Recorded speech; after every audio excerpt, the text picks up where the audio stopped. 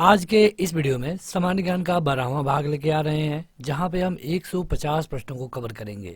यह आपके सभी प्रतियोगी परीक्षाओं हेतु बेहद महत्वपूर्ण होगा।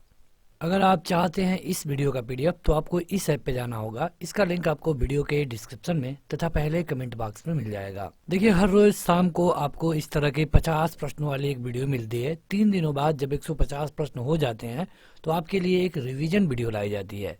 यह रिवीजन वीडियो होगी जिसमें आपको 150 क्वेश्चन मिलेगा।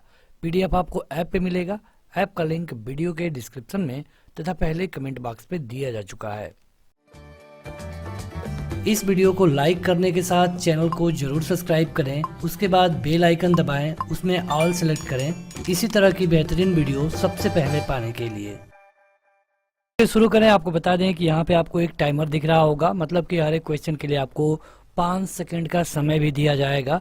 यहाँ पे जो भी क्वेश्चन आपको देखने को मिलता है ये सारे प्रीवियस ईयर होते हैं। यहाँ पे क्वेश्चन होगा 4 विकल्प, आपको अपना उत्तर कमेंट करके बताना होगा।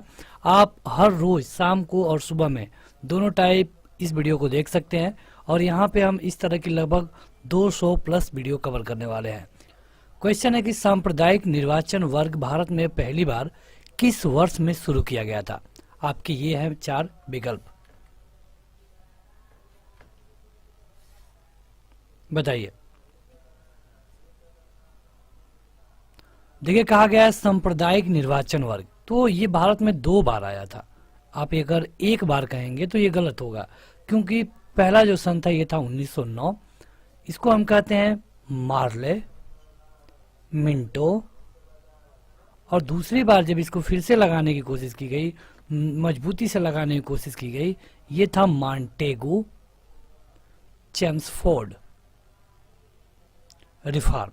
तो ये 2 रिफॉर्म है जो कि परीक्षा में कई बार पूछे जाते हैं। इस क्वेश्चन में एक शब्द दिया है पहली बार, तो पहली बार कौन आया? 1909 में। देखिए, अंग्रेज शुरू से ही चाहते थे कि अगर हिंदू में भारत में जब हिंदू और मुस्लिम दोनों को हम बांट देंगे तब भारत पे रूल करना काफी आसान हो जाएगा। क्योंकि अगर आप 1905 में देखेंगे, जब बंगाल का विभाजन हुआ तो कई सारे आंदोलन शुरू हो गए थे। इसको लेकर अंग्रेजों ने 1909 में मुसलमानों को अलग निर्वाचन का प्रतिनिधित्व दे दिया। अलग निर्वाचन के प्रतिनिधित्व में क्या था कि जो एरिया मुसलमानों के लिए आरक्षित कर दी जाएगी, वहाँ पे जो भी मतदान होगा वहाँ पे कैंडिडेट भी मुसलमान होगा और मत देने वाला भी मुसलमान होगा। मतलब उनका ये मानना था कि पूरी तरह इनको बांट दो। हालांकि यह पूरी तरह से लागू नहीं हो पाया, तो इसके लिए 2 बार प्रयास किए गए। 1909 में पहली बार, जिसको हम मार्ले मिंटो रिफॉर्म कहते हैं। 1919 में दूसरी बार, जिसको हम मॉन्टेगू चेम्सफोर्ड रिफॉर्म करते हैं। ये क्वेश्चन सीजीएल में पूछा गया है। अगला है कि ऑल इंडिया मुस्लिम लीग की स्थापना किसने की थी?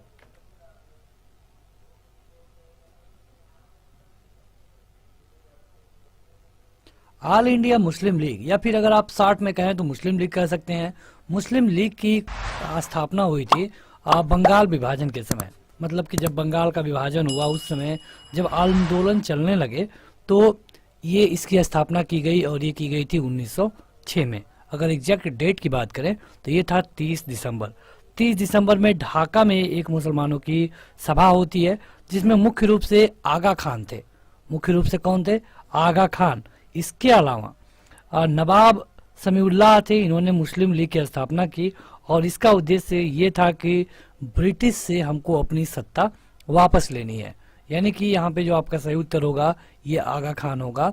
ये क्वेश्चन दिल्ली सीपीओ एसआई 25/2011 में पूछा गया है।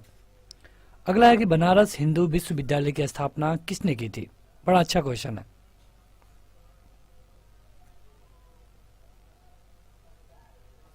कई बार तो ये भी पूछा गया है कि कब की गई, तो जान लीजिए ये की गई थी 1916 में। और ये कहाँ पे है? वाराणसी, उत्तर प्रदेश। बीएचयू की हम बात कर रहे हैं और इसकी स्थापना की गई थी मदन मोहन मालवीय के द्वारा। इसको सेंट्रल हिंदू कॉलेज के नाम से जाना जाता था उस समय, लेकिन आज ये बीएचयू है। तो आपको बता दें कि महामना मदन मोहन मालवीय, इनके नाम में कहा जाता है कि 5 ठो यम है। महामना मदन मोहन मालवीय, इन्होंने ही बीएचयू की स्थापना की थी। ये क्वेश्चन सीजीएल टायर 1 में पूछा गया है। भारतीय राष्ट्रीय कांग्रेस का पहला मुस्लिम अध्यक्ष कौन था?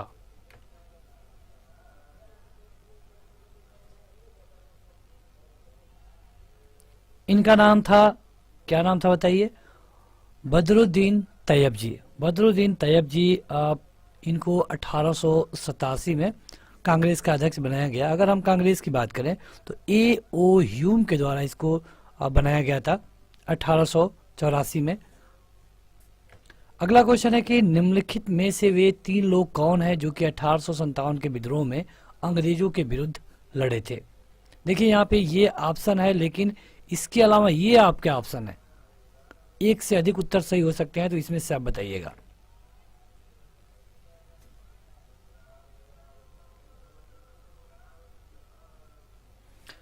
देखिए अगर हम एक एक लोगों के बारे में बात करें, जैसे कि सबसे पहले हम बात करें कुंवर सिंह के, तो कुंवर सिंह जगदीशपुर के जमींदार के बेटे थे, और ये वहाँ पे जब 1857 का विद्रोह हुआ तो ये वहाँ पे जमींदार भी थे, मतलब कि जगदीशपुर है बिहार में, तो ये भी यहाँ पे जो विद्रोह हुआ उसका नेतृत्व किए, और बिहार में जो दानापुर है वहाँ तक इनका पकड़ था, तो ये तो थे ही।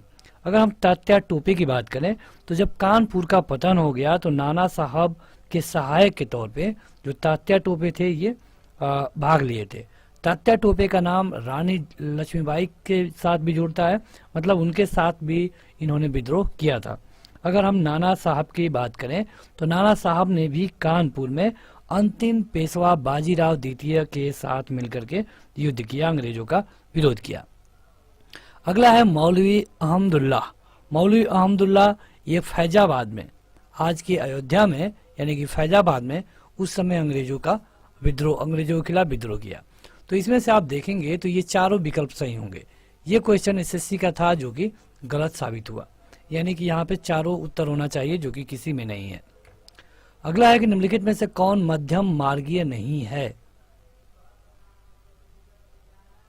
मध्य मार्गीय है, मध्यम मार्गीय आप कह सकते हैं। सही उत्तर है बाल गंगाधर तिलक।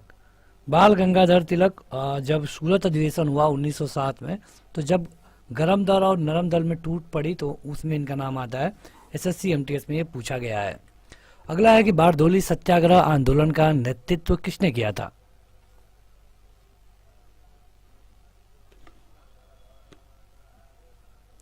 बारदोली सत्याग्रह के बारे में पूछा जाता है कि ये कब हुआ था, तो ये हुआ था 1928 में, और यह एक कर विरोधी आंदोलन था, मतलब टैक्स का, जो अंग्रेज टैक्स लेते थे उसी का विरोध हो रहा था।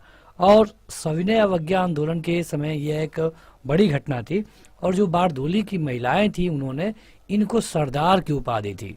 इनका नाम है सरदार वल्लभ भाई पटेल। ये क्वेश्चन सीजीएल टायर 1 2017 में पूछा गया है। सरदार वल्लभ भाई पटेल की एक मूर्ति लगी है गुजरात में, जो कि सबसे ऊंची मूर्ति है। क्या आप बता पाएंगे कि इसकी ऊंचाई कितनी है? अगर हाँ तो कमेंट करके बताइएगा कमेंट बॉक्स में। अगला है कि निम्नलिखित में से किसे भारतीय पुनर्जागरण का जनक माना जाता है? आपके 4 ऑप्शन। ये क्वेश्चन देखिए 3 बार पूछा गया है।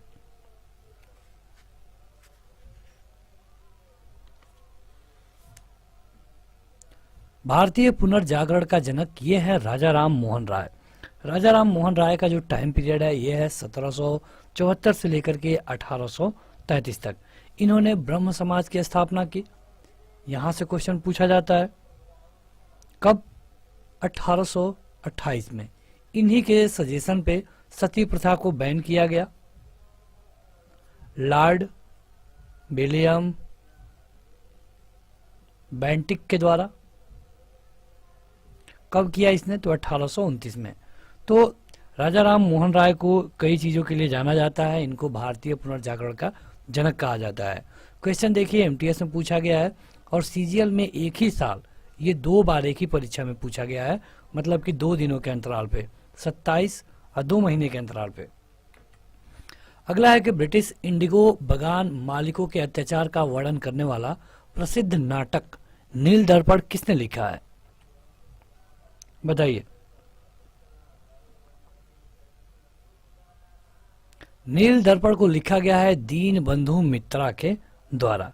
इन्होंने जो नील खेतिहरों के खिलाफ जो अत्याचार हो रहा था उसको अपने नील दर्पण में लिया है। आपने गांधी जी का और सत्याग्रह पढ़ा होगा चंपारण वाला, जो कि इसको खत्म किया। ये क्वेश्चन एमटीएस 2013 में पूछा गया है।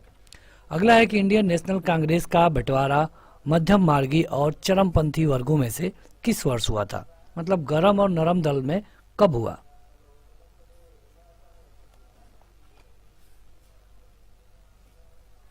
दो क्वेश्चन पूछते हैं यहां से बंटवारा और इकट्ठा होने से। पहली बार कि ये लोग कब बटे, गरम दल और नरम दल जो थे ये बटे लोग 1907 में, और ये जो सेशन हो रहा था ये हो रहा था सूरत में। इसको कई बार सूरत स्प्लिट के नाम से भी जानते हैं। इसके बाद ये लोग अलग अलग सेशन करने लगे। वैसे कांग्रेस का सेशन तो चल ही रहा था, तो ये लोग जब मिले ये था सन 1916, और जगह कहाँ पे था? लखनऊ। तो ये लोग लखनऊ में मिले और सूरत में ये लोग अलग अलग हो गए थे। अगला क्वेश्चन है कि निम्न में से कौन सी जनजाति ताना भगत आंदोलन के साथ जुड़ी हुई है?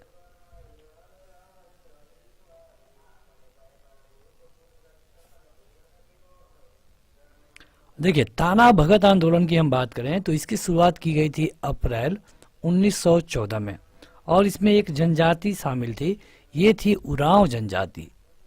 उरांव जनजाति।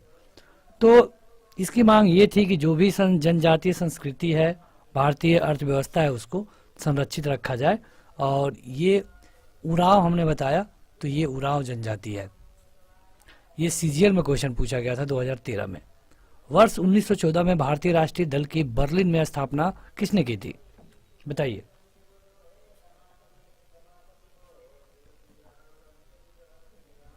इनका नाम है डॉक्टर चंपक रमन पिल्ले। डॉक्टर चंपक रमन पिल्ले ने 1914 में बर्लिन में भारतीय राष्ट्रीय दल की स्थापना की थी। इसमें कई सारे सदस्य भी थे, उनका भी नाम आप जान सकते हैं, जैसे कि लाला हरदयाल, तारक नाथ, मोहम्मद बरकतुल्लाह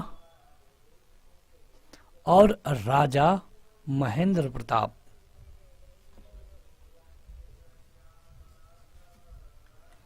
अगला है कि जिस समय दिल्ली ब्रिटिश भारत की राजधानी बनी उस समय वायसराय कौन था? सीजीएल का क्वेश्चन है, ये बहुत आसान है।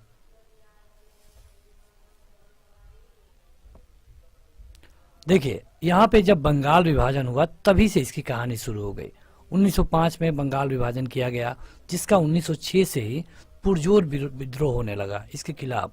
इसके बाद जब लॉर्ड कर्जन यहाँ से चला गया, लॉर्ड कर्जन वैसे यहाँ पे आप देखेंगे कि 1899 से ही था 1905 तक, और ये इस्तीफा देकर गया। इसका कार्यकाल अभी खत्म नहीं हुआ था, ये इस्तीफा देकर गया। तो जब ये इस्तीफा देकर के चला गया तो इस क्वेश्चन में पूछा गया है कि कौन था, तो ये था लॉर्ड हार्डिंग। लॉर्ड हार्डिंग के समय पे जो राजधानी थी ये कलकत्ता से दिल्ली लाई गई। क्वेश्चन का सही उत्तर होगा लॉर्ड हार्डिंग। अब कई बार पूछा गया है कि लॉर्ड हार्डिंग का भारत में टाइम पीरियड क्या है? 1910 से लेकर के 1916 तक। ए.ओ. ह्यूम के संबंध में निम्नलिखित में से कौन सा कथन सही नहीं है?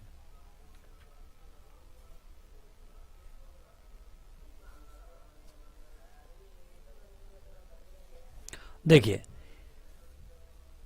वह आर्थियोनालिस्ट था, ये बिल्कुल सही है। वह भारतीय सिविल सेवा का सदस्य था। देखिए, उस समय जो भी सिविल सेवा की परीक्षा होती थी भारत में, भले ही वो अंग्रेज कराते थे, अंग्रेजी लोग इसमें इलेक्ट होते थे, लेकिन उसका नाम भारतीय सिविल सर्विस ही था, यानी कि ये भी सही है। उसने राष्ट्रीय कांग्रेस की स्थापना की, ये तो बिल्कुल सही है 85 में, ये वो ह्यूम के द्वारा, वही है ये। कहा गया है कि उसने कांग्रेस के वार्षिक सत्रों की 2 बार अध्यक्षता की, ये बिल्कुल गलत है, यानी कि क्वेश्चन के हिसाब से आपका सही उत्तर होगा option number D. CGL tyre 1 में क्वेश्चन पूछा गया है। अगला क्वेश्चन है कि 1857 के सैन्य विद्रोह के समय गवर्नर जनरल कौन था? बताइए।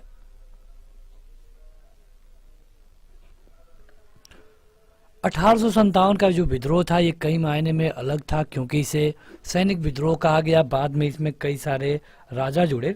इसकी शुरुआत होती है 10 मई 1857 को, ठीक है। और इस समय जो गवर्नर था ये था लॉर्ड कैनिंग। यहाँ पे एक बड़ी घटना हुई, क्योंकि इस समय तक ईस्ट इंडिया कंपनी रूल कर रही थी, लेकिन जब ये 1857 की क्रांति हुई तब ईस्ट इंडिया कंपनी को यहाँ से हटा लिया गया। अब ब्रिटेन की जो पार्लियामेंट थी वो सीधे इंडिया पे रूल करने लगी। एसएससी एमटीएस 2014 में ये क्वेश्चन पूछा गया है। रामकृष्ण मिशन की स्थापना किसने की? बड़ा आसान सा क्वेश्चन है।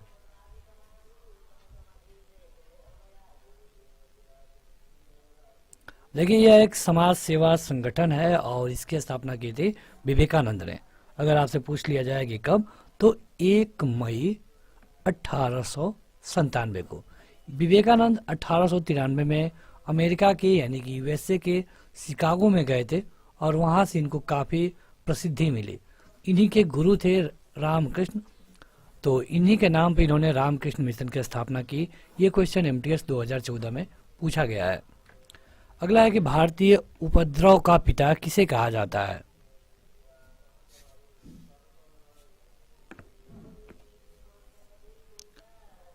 सही उत्तर है बाल गंगाधर तिलक। बाल गंगाधर तिलक, इनका पूरा नाम है लोकमान्य बाल गंगाधर तिलक। इनको भारतीय असंतोष का पिता कहते हैं। यहाँ पे असंतोष लिख लीजिए। असंतोष या फिर उपद्रव का पिता कहते हैं और ऐसा अंग्रेज कहते थे। उन्होंने ही स्वराज को पहली बार प्रबल तरीके से उठाया। सीजीएल 2017 में क्वेश्चन पूछा गया है। अगला है कि निम्नलिखित में से किसने 19वीं शताब्दी में हिंदुत्व को पुनर्जीवित किया था? सीजीएल का क्वेश्चन है।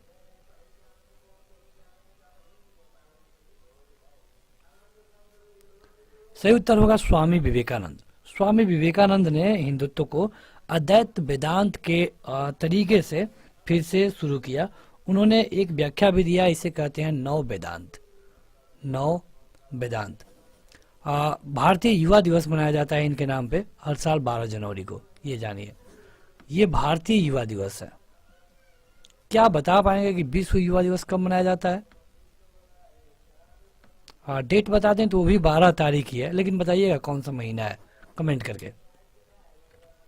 अगला है कि कौन सा आईसीएस अधिकारी भारतीय राष्ट्रीय कांग्रेस की 1885 के गठन में शामिल रहा? ये क्वेश्चन बिहार एसएससी में, बिहार का जो एसएससी होता है उसमें पूछा गया है। बड़ा आसान क्वेश्चन है। ए.ओ. ह्यूम के द्वारा 1885 में स्थापना की गई थी। ठीक है, तो वही पूछा गया इसमें। अगला है कि भारतीय राष्ट्रीय कांग्रेस की स्थापना किस वर्ष हुई? एकदम आसान क्वेश्चन, कई बार तो इसके बारे में हम अभी बता चुके हैं। ये 1885। देखिए कई बार कई परीक्षाओं में 1885 विकल्प में नहीं देता है, तो उस कंडीशन में अगर 1884 भी है तो भी आप ट्रिक कर सकते हैं, क्योंकि आपको उन्हीं विकल्पों में से ट्रिक करना होगा। लेकिन सही उत्तर है 1885। ए.ओ. ह्यूम ने इसकी स्थापना की थी, जो कि एक अंग्रेज रिटायर प्रशासनिक अधिकारी था। ये क्वेश्चन देखिए कितने बार पूछा गया है? 3 बार, केवल एसएससी में, आपके अन्य एग्जाम में पता नहीं। निम्नलिखित में से कौन एंग्लो मोहम्मडन ओरिएंटल कॉलेज की स्थापना के लिए उत्तरदायी है?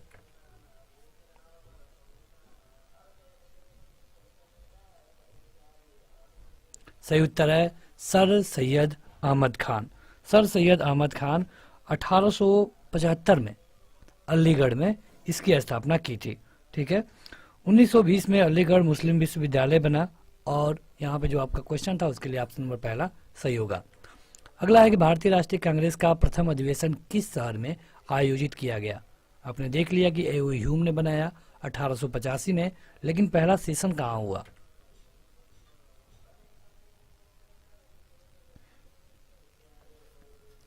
ये हुआ बंबई में। कब? तो 1885 में। ठीक है, यहाँ पे कुल मिला के केवल 72 लोग शामिल हुए थे। और कारण ये था कि शुरू में जो ये कांग्रेस थी केवल मतलब कि जो धनी लोग थे उन्हीं के एक ग्रुप हुआ करता था। बाद में 1905 से इसमें काफ़ी परिवर्तन हुआ। इसकी अध्यक्षता किसने की, ये कई बार पूछा गया है। इनका नाम है W.C. बनर्जी, यानी कि व्योमेश चंद बनर्जी। ये क्वेश्चन एमटीएस 2017 में पूछा गया है। सत्यशोधक समाज के संस्थापक महाराष्ट्र में कौन थे?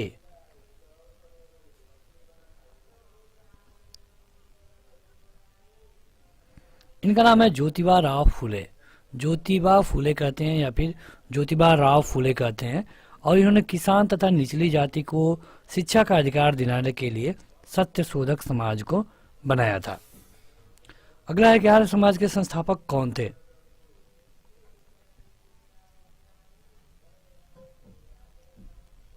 सही उत्तर होगा दयानंद सरस्वती।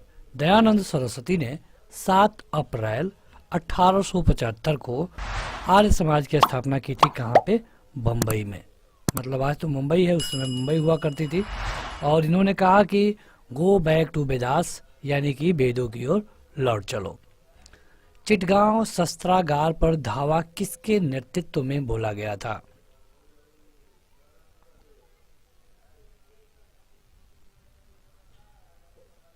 सही उत्तर होगा सूर्यसेन।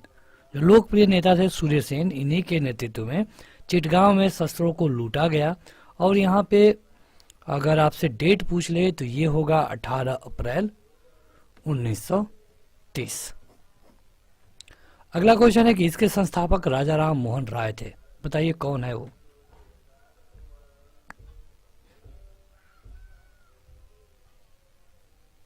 देखिए, यह है ब्रह्म समाज। और ब्रह्म समाज की स्थापना हमने अभी आपको बताया था कि कब की गई थी राजा राम मोहन राय के द्वारा?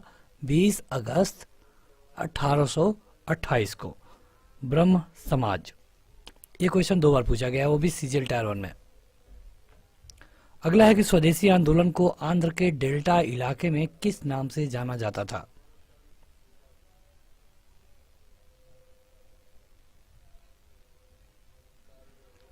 तो इसके लिए सही उत्तर होगा वंदे मातरम आंदोलन। जो आंध्र प्रदेश में डेल्टाई क्षेत्र है, वहाँ पे जो भी स्वदेशी आंदोलन होता था उसको वंदे मातरम आंदोलन के नाम से जाना जाता था। ये क्वेश्चन एमटीएस 2017 में पूछा गया है। निम्नलिखित में से किसे भारत का बिस्मार्क कहा जाता है?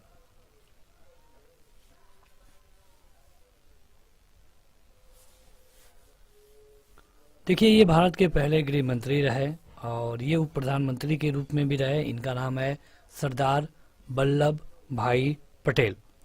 इनका जो मेन सबसे बड़ा योगदान है, इन्होंने लगभग 562 रियासतों को मिलाकर के एक किया था और इनको भारत का बिस्मार्क कहा जाता है। ये क्वेश्चन 2017 में दिल्ली पुलिस एएसआई में पूछा गया है। अरबिंदो घोष का नाम किस षड्यंत्र मामले में जुड़ा है?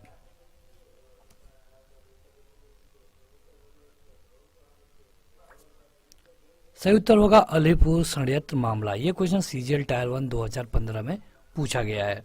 देखिए, जो अरबिंदो घोष थे, 1908 और 9 के दौरान इन पर एक अदालती मुकदमा चलाया गया था और मामला क्या लगाया गया कि ये सहयोग नहीं कर रहे हैं। बाद में इनको 1909 में मुक्त भी कर दिया गया। इनका नाम अलीपुर षड्यंत्र मामले में आया था। अगला है कि स्वतंत्र पार्टी के संस्थापक कौन थे?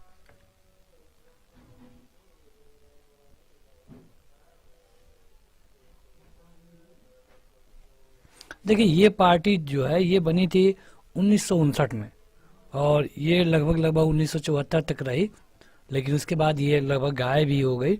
और इसके संस्थापक थे सी राजगोपालचारी, जिनको हम राजा जी भी बोलते हैं। ये क्वेश्चन सीजीएल टायर 1 2015 में पूछा गया था। तो अगला क्वेश्चन है कि दादा भाई नौरोजी ने अपने धन का पलायन सिद्धांत को किस बुक में वर्णन किया है? आपको बताना है किस बुक में।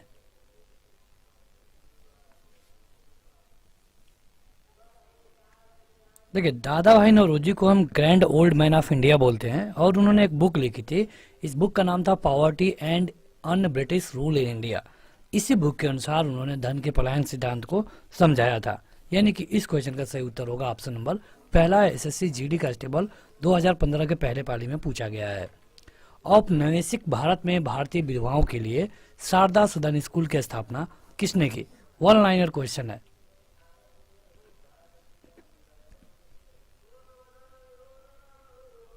सही उत्तर होगा पंडिता रमाबाई। पंडिता रमाबाई उच्च जाति की जो निसहाय विधवा महिलाएं थी उनको आश्रय देने के लिए बम्बई में इसकी स्थापना की थी। कब? तो 1889 में। इसको क्या बोलते थे? शारदा सदन। इसके अलावा ये जानिए कि उन्होंने जो घर पे उन्होंने एक सदन बनाया था जिसका नाम था कृपा सदन। तो ये 2 क्वेश्चन पूछे जाते हैं, एसएससी जीडी कांस्टेबल 2015 में पूछा गया है। किस सेवानिवृत्त ब्रिटिश अफसर ने भारतीय राष्ट्रीय कांग्रेस की स्थापना में अहम भूमिका निभाई? ये क्वेश्चन तो काफी आसान है।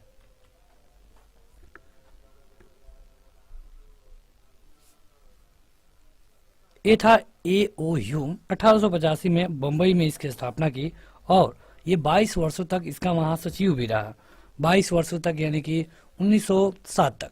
अगर आप देखेंगे कि 1905 तक कांग्रेस ने कोई बड़ा एक्शन नहीं लिया। 1905 के बाद जब बंगाल का विभाजन हुआ तब से कांग्रेस अच्छे काम करने लगी।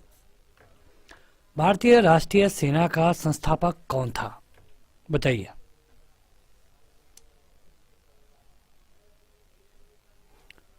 ये भी पूछ सकता है कि इसकी स्थापना कब हुई, तो इसकी स्थापना की गई थी 1942 में। और ये किया गया किसके द्वारा? तो मोहन सिंह के नेतृत्व में सुभाष चंद्र बोस ने इसका स्थापना किया था। कहाँ पे? सिंगापुर में। यानी कि सही उत्तर होगा ऑप्शन नंबर दूसरा। ये क्वेश्चन 10+2 LDC परीक्षा 2015 में पूछा गया है। 1815 में आयोजित कलकत्ता की पहली आत्मीय सभा, जिसको हम दार्शनिक चर्चा वृत्त बोलते हैं, इसके संस्थापक कौन थे?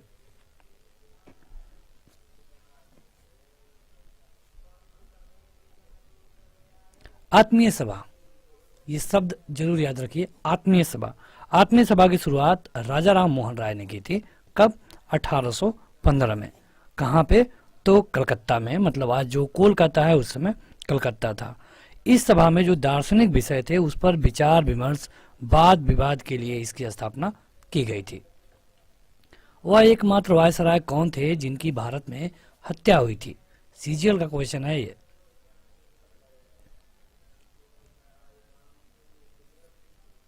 ये थे लॉर्ड मेयो। लॉर्ड मेयो का जो हत्या था एक पठान कैदी के द्वारा की गई, जिसका नाम था शेर अली अफरीदी। इसने इनकी हत्या 8 फरवरी 1872 में कर दी। इसके अलावा देखिए लॉर्ड में ये जब अंडमान पोर्ट ब्लेयर पे गए थे दौरे में, तभी इनकी हत्या कर दी गई। और लॉर्ड मेयो को एक चीज के लिए और जाना जाता है, पहली बार भारत में जो जनसंख्या जनगणना है इन्होंने ही करवाया था 1872 में। हालांकि 1881 से कंटिन्यू हुई, तो 1872 की जनगणना को कई कारणों से मान्यता नहीं मिलती है।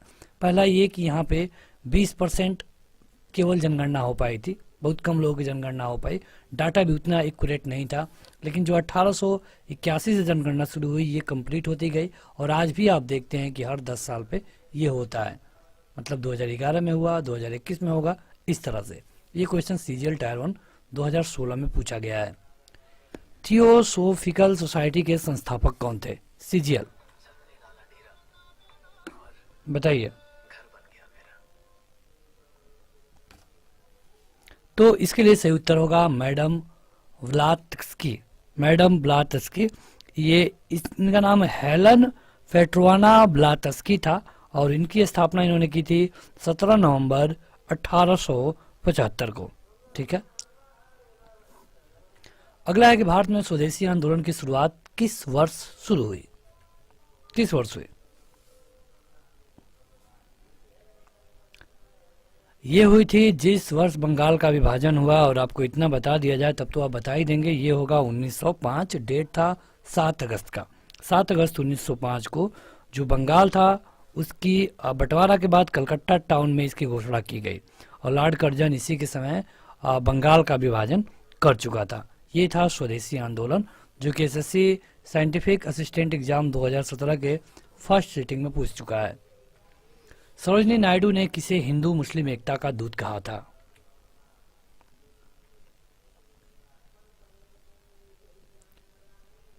अब ये थे कि नहीं थे, लेकिन सरोजनी नायडू ने इनको कहा था, तो सही उत्तर होगा मोहम्मद अली जिन्ना।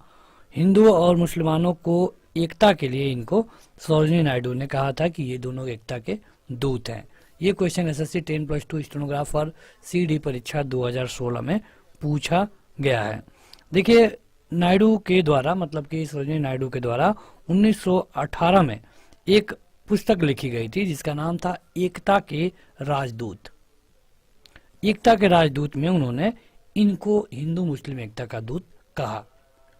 अगला है कि भारतीय राष्ट्रीय कांग्रेस के दो समूहों गरम दल और नरम दल में अच्छे संबंध किस समझौते में बने? हमने सन तो आपको बता दिया था। अगर आपको याद हो तो हमने जगह भी बताया था, और यह है लखनऊ 1916। लखनऊ 1916 में इन लोगों में समझौता हो गया। कब ये लोग अलग हुए थे? 1907 में। कहाँ पर? सूरत।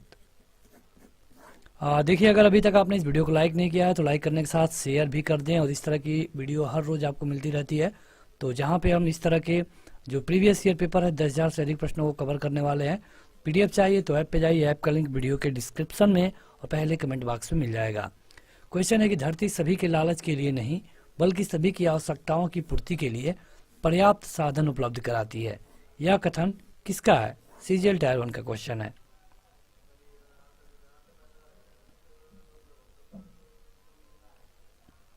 ये कहा गया था महात्मा गांधी के द्वारा। उन्होंने जो पूरा कहा था वो हम बता दे रहे हैं। पृथ्वी प्रत्येक मनुष्य की आवश्यकता की पूर्ति के लिए पर्याप्त संसाधन प्रदान करती है, लेकिन इससे मनुष्य को लालच की पूर्ति नहीं की जा सकती। मतलब कि इसका यही मतलब था, और ये कहा गया था महात्मा गांधी के द्वारा। सीरियल टायर 1 2016 में पूछा गया है। काकोरी षड्यंत्र के तहत काकोरी और लखनऊ के बीच में ट्रेन डकैती हुई थी कब?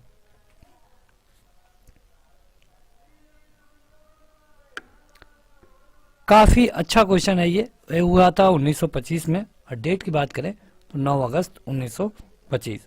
स्वतंत्रता आंदोलन क्रांतिकारी जो लोग थे उन्होंने इस डकैती को अंजाम दिया। ये क्वेश्चन 2016 में पूछा गया है। देखिए, इसमें कई लोग थे, जिसमें से राम प्रसाद बिस्मिल, अशफाकुल्ला खान, राजेंद्र लाहिड़ी और चंद्रशेखर आजाद लोगों को इसके लिए मतलब कि नाम मिलता है। अगला है कि निम्नलिखित में से किसे गांधी जी अपना राजनीतिक गुरु मानते थे? ये आपके विकल्प हैं।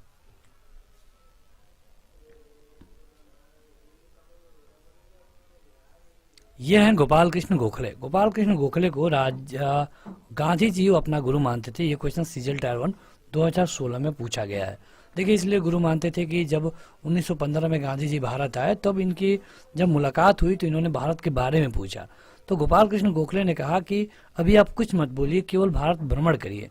जब आप खुद घूमेंगे तो आपको भारत की दशा के बारे में पता चल जाएगा। तो इसीलिए इनको ये गुरु मानते थे। और भी कई कारण थे, लेकिन जो ऊपरी कारण है हमने आपको बता दिया। साइमन कमीशन किस वर्ष भारत आया? बड़ा आसान क्वेश्चन है।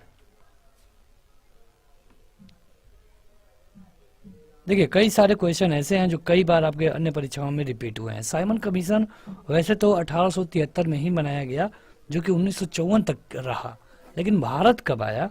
यह आया था 1927 में।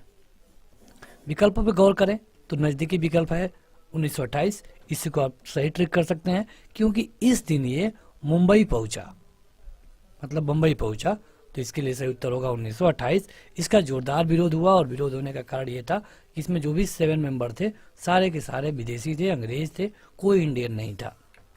अगला है कि 1880 के दशक के प्रारंभ में आर्य महिला समाज की स्थापना इनमें से किसने की? बताइए। ये जेईई सिविल परीक्षा में पूछा गया है। सही उत्तर होगा Pandit Ramabai. SSC JEE civil exam 2018 first inning. अगला है कि भारतीय राष्ट्रीय कांग्रेस का प्रथम विभाजन उसके कहां के सत्र में हुआ था? ये क्वेश्चन हमने अभी आपको बताया है।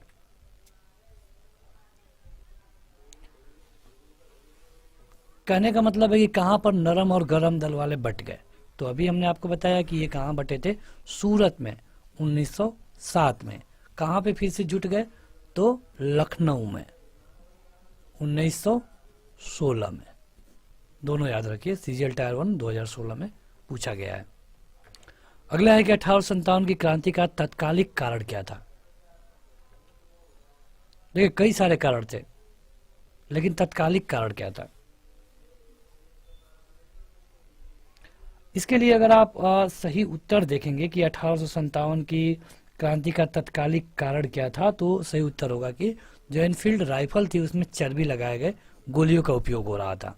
हालांकि बाद में जो असंतुष्ट राजा थे वो भी इसमें जुड़ गए। इसका सही उत्तर होगा ऑप्शन नंबर 2, सीजीएल टायर 1 2016। इंकलाब जिंदाबाद का नारा किसने दिया था?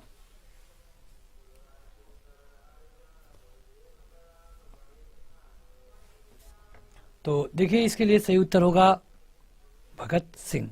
इंकलाब जिंदाबाद एक उर्दू शब्द है, और भगत सिंह ने कहा था इंकलाब जिंदाबाद। जब इन्होंने 1929 में बम फेंका तो उसी समय इसका उद्घोष किया था। ये सीजीएल 2016 में पूछा गया है। पश्चिमी शिक्षा का श्री गणेश किस स्वतंत्रता सेनानी के द्वारा किया गया?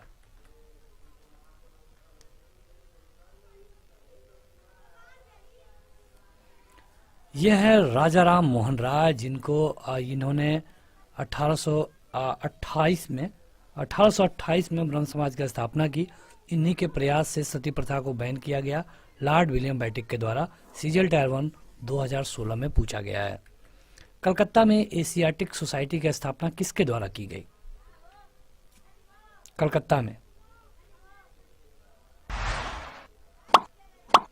सही उत्तर है सर विलियम जोन्स के द्वारा। कि सार्वत्रिक गुरुत्वाकर्षण नियम के प्रस्तुतकर्ता कौन थे?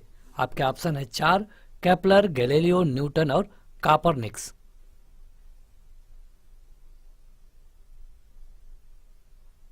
देखिए आपका सही उत्तर होगा न्यूटन। यहाँ पे पूछा गया है सार्वत्रिक गुरुत्वाकर्षण का नियम, मतलब कि न्यूटन कहा जाता है कि एक पेड़ के नीचे बैठे थे, सेब गिरा और वहीं से उन्होंने एक इस गुरुत्वाकर्षण के नियम को दिया। देखिए होता क्या है कि यहाँ पे जो 2 जी होते हैं, एक तो स्मॉल जी जिसकी वैल्यू अगर धरती पर देखें तो 9.8 मीटर पर सेकेंड स्क्वायर होता है। एक होता है कैपिटल जी। कैपिटल जी से जानने से पहले आप जानिए कि इसके लिए जो फार्मूला होता है ये होता है FG/m1m2/r²। मतलब कि जहाँ पे 2 वस्तुओं के बीच की जो दूरी होगी ये होगी, और जो जी होता है इसमें नियतांक होता है।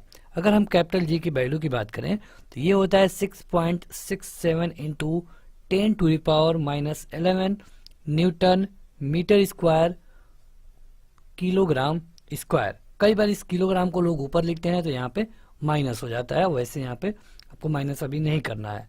तो देखिए कई बार ये पूछा गया परीक्षा में कि कैपिटल जी की वैल्यू क्या होती है, स्मॉल जी की वैल्यू क्या होती है। इसके अलावा जो ये स्मॉल जी होता है, पृथ्वी के केंद्र पे अगर आप जाएंगे, जैसे अगर हम पृथ्वी को ले लें, इसके अगर सेंटर पे जाएंगे आप तो इस जी की वैल्यू क्या होती है, 0 हो जाती है। इसके अलावा जो इक्वेटर होता है, इक्वेटर मतलब कि विषुवत रेखा, विषुवत रेखा पे जो जी की वैल्यू होती है वो न्यूनतम होती है, मतलब कि मिनिमम होती है। ठीक है, पोल पे यानी कि ध्रुव पे जी की जो वैल्यू होती है ये मैक्सिमम होती है। ठीक है, अगर आप पृथ्वी के नीचे जाएंगे या फिर ऊंचाई पे जाएंगे तो हमेशा क्या होगा, जी का मान घटेगा। देखिए एक ही क्वेश्चन में हमने आपको कई सारे क्वेश्चनों को बता दिया। इसके अलावा आपको ये भी बता दें कि जब पृथ्वी अपने घूर्णन गति से घूमती है तो जी का मान कम होता है, और मतलब जब उसकी गति बढ़ेगी तो जी का मान कम होगा, पृथ्वी की घूर्णन गति कम होगी तो जी का मान बढ़ जाएगा। ये हम बात कर रहे हैं स्मॉल जी की। तो कई सारे फैक्ट हैं जो कि इससे रिलेटेड है और आपको जानना चाहिए। अगला है कि पृथ्वी पर सूर्य के द्वारा गुरुत्वाकर्षण बल, 4 विकल्प है और आपका समय।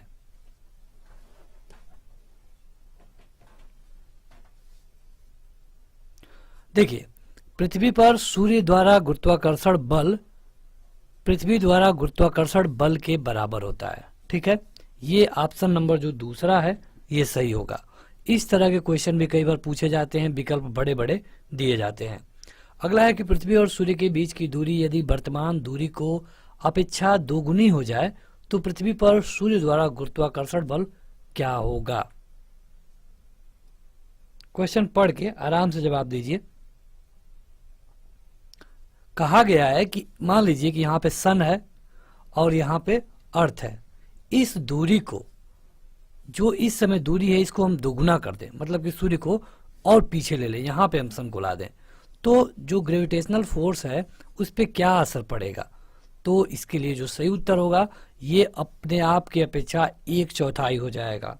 मतलब पहले जो जी लगता था अब ये G/4 हो जाएगा। तो सूर्य से पृथ्वी की दूरी को अगर आप दोगुना करेंगे तो उसकी जो ग्रेविटेशनल फोर्स होगी वो 1/4 हो जाएगी। अगला है कि किसी पिंड का द्रव्यमान उसके अपने भार से भिन्न होता है, क्यों?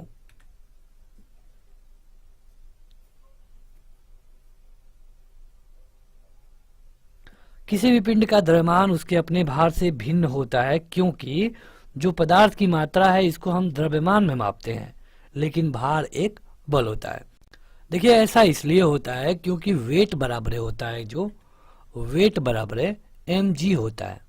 मतलब कि आपका जो वेट है ये हमेशा जी पे वैरी करता है, जी बढ़ेगा तो आपका वेट बढ़ेगा, लेकिन जो आपका मास है ये हमेशा फिक्स रहता है।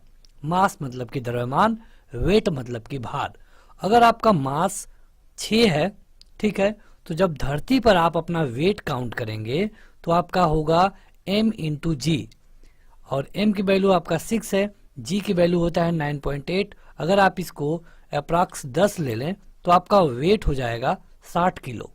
वैसे इसको किलो कहना ठीक नहीं है, लेकिन आम भाषा में आप समझे तो 60 हो गया। लेकिन अगर इसी व्यक्ति को जिसका मास 6 है और इसको आप ले जाएंगे कहाँ पे, चंद्रमा पे, तो जब आप चंद्रमा पे लेके जाते हैं तो चंद्रमा पे जो उसका वेट निकालेंगे तो ये होगा mg, लेकिन जो वहां पे g होता है ये बाई 6 होता है, धरती के g के बाई 6 होता है। यानी कि इसका मास था 6, g की वैल्यू हम 10 रखेंगे और ये 6, यानी कि धरती पर उसका वेट हो जाए, चंद्रमा पे इसका वेट हो जाएगा 10 किलो। तो यहाँ पे इसको समझिए अच्छे से कि इसका वेट और मास अलग अलग होता है। मास हमेशा फिक्स होता है, वेट उसके जी के वैल्यू के हिसाब से बढ़ता है। यानी कि इससे एक चीज क्लियर होती है कि अगर आप धरती के केंद्र में चले जाएं तो आपका मास चाहे जो भी हो, आपका भार हमेशा शून्य हो जाएगा, क्योंकि यहाँ पे जी की वैल्यू क्या होती है, शून्य होती है। तो जब जी के वैल्यू में आप आपके अपने मास का मल्टीप्लाई करेंगे तो आपका उत्तर क्या आ जाएगा, शून्य आ जाएगा। यानी कि इसके लिए चौथा वाला ऑप्शन सही होगा। अगला है कि किसी पिंड का भार, बताइए तुरंत, किसी पिंड का भार कहां पे अधिक होगा। अभी हम इसी के बारे में आपको बता रहे थे। किसी पिंड का भार वहीं पर अधिक होगा जहां पे जी का मान मैक्सिमम होगा, और जी का मान मैक्सिमम कहाँ होता है, पोल पे होता है। पहले वाले क्वेश्चन में हमने आपको बताया कि जी का मान कहाँ पे मैक्सिमम होता है, ध्रुव पे। जो इसके अलावा जो विषुवत रेखा होती है उस पे जी का मान सबसे कम होता है, यानी कि विषुवत रेखा पे जो आपका भार होगा सबसे कम होगा। इसके अलावा जब पृथ्वी के केंद्र में आप जाएंगे तो आपका भार क्या हो जाएगा, 0 हो जाएगा। इसके लिए आपका सही उत्तर होगा ऑप्शन नंबर बी। तो हमने आपको पहले ही क्वेश्चन से देखिए अब बताते चल रहे हैं, तो इससे जरूरी है कि आप सबको देखते जाएं। अगला है कि विषुवत रेखा की अपेक्षा ध्रुवों पर पिंड का भार अधिक होता है, क्यों। अगेन वही क्वेश्चन है। तो इसका तो सबसे सिंपल आसान है, क्योंकि अगर आपसे पूछा जाए क्यों, तो क्योंकि यह है कि विषुवत रेखा पर जी का मान कम से कम होता है और ध्रुवों पर जी का मान अधिकतम होता है, मैक्सिमम होता है। तो जहां पे जी की वैल्यू मैक्सिमम होगी वहां पे डब्ल्यू भी मैक्सिमम होगा। डब्ल्यू मतलब कि वेट, मतलब कि भार। यहाँ पे अगर इस विकल्पों में गौर करें तो घूर्णन गति या आकर्षण बल, यानी कि कोई भी ऑप्शन सही नहीं है। ऑप्शन नंबर डी सही हो जाएगा। अगला है कि किसी पिंड का भार उत्तरीय ध्रुव पर विषुवत रेखा पर क्रमशः WP एवं WE है। यदि पृथ्वी का घूर्णन रुक जाए तो क्या होगा। देखिए यहाँ पे WP है, ये तो ठीक है, इसको इस्तेमाल कर लीजिए WE, ठीक है। नीचे आइए तो बताइए।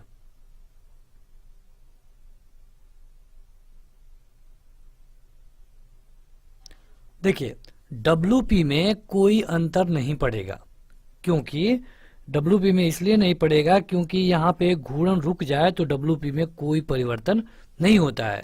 बात हो रही है स्मॉल जी के अपेक्षा। यहाँ पे आपका जो ऑप्शन नंबर बी सही होगा। देखिए अगर अभी तक आपने इस वीडियो को लाइक नहीं किया है तो लाइक करने के साथ शेयर कर दें, ताकि और भी लोग जुड़ जाएं। जितने ज़्यादा लोग रहेंगे आपको भी उत्तर देने में अच्छा लगेगा और हमें भी सपोर्ट होगा।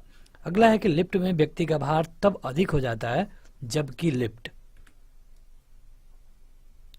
कहा गया है कि मतलब कि लिफ्ट में देखिए 4-5 क्वेश्चन बनते हैं लिफ्ट से। देखिए अगर हम बात करें लिफ्ट की तो लिफ्ट से कई क्वेश्चन बनते हैं। पहला जब लिफ्ट ऊपर जा रही हो, दूसरा जब लिफ्ट नीचे जा रही हो, तीसरा कि जब लिफ्ट की रस्सी टूट जाए, और अगला कि जब लिफ्ट एक समान गति से ऊपर जाए, या फिर अगला कि जब लिफ्ट एक असमान गति से नीचे जाए।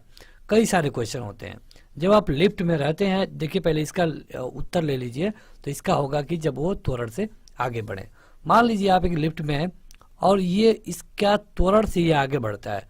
त्वरण मतलब कि ये कि इसकी जो गति है हमेशा बढ़ रही है। जब ये चली तो 2 किलोमीटर प्रति घंटा स्पीड थी, थोड़ी देर में लिफ्ट की गति 5 किलोमीटर प्रति घंटा हो गई।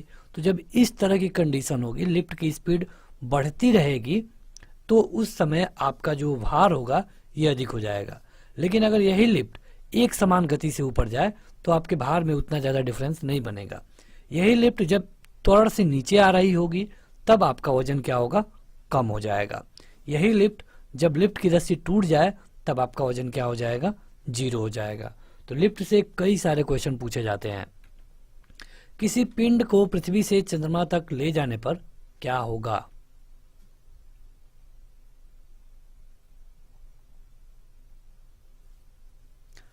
पिंड को मतलब किसी व्यक्ति को अगर आप पृथ्वी से चंद्रमा पे ले जाएंगे तो क्या होगा? अभी हमने आपको बताया कि जब उसको आप धरती पे हैं तो 60 के थे, चंद्रमा पे गए तो 10 के हो गए। लेकिन यहाँ पर जो मास था ये भी 6 था और यहाँ पर जो मास था ये भी 6 था, यानी कि उसका द्रव्यमान तो वही रहेगा किंतु भार भिन्न हो जाएगा। तो हमने कई क्वेश्चनों को समेट करके एक ही बार आपको समझा दिया है ताकि आप आगे आने वाले क्वेश्चनों को आसानी से उत्तर दे पाए। अगला है कि एक समान गति से घोड़े शाफ्ट में धागे से एक गेंद बंधी हुई है। शाफ्ट के अचानक रुकने पर धागा शाफ्ट पर लिपटने लगता है और गेंद का कोणीय वेग पे क्या असर होगा?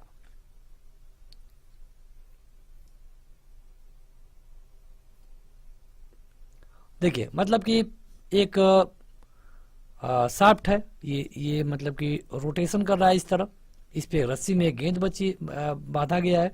जब शाफ्ट रुक जाएगा तो जाहिर सी बात है कि ये धागा इस पे लिपटने लगेगा। लेकिन आपको बताना है कि गेंद के कोणीय वेग पे क्या असर पड़ेगा। देखिए, उसके लिपटने के बाद उसके कोणीय वेग से कोई मतलब नहीं है, क्योंकि कोणीय वेग बराबर है, कोणीय वेग W बराबर होता है अपॉन T। तो इस कंडीशन में जो उसका कोणीय वेग होगा हमेशा और हमेशा स्थिर रहेगा। कोणीय वेग बराबर होता है रेखीय वेग अपॉन त्रिज्या। यहाँ पे कई बार पूछा जाता है कि कोणीय वेग का मात्रक क्या होता है? ये होता है रेडियन प्रति सेकंड। अगला है कि एक गोल पीपे, जिसको बैरल भी बोलते हैं, इसको खींचकर ले जाने की अपेक्षा लुढ़काना सुगम होता है, क्यों?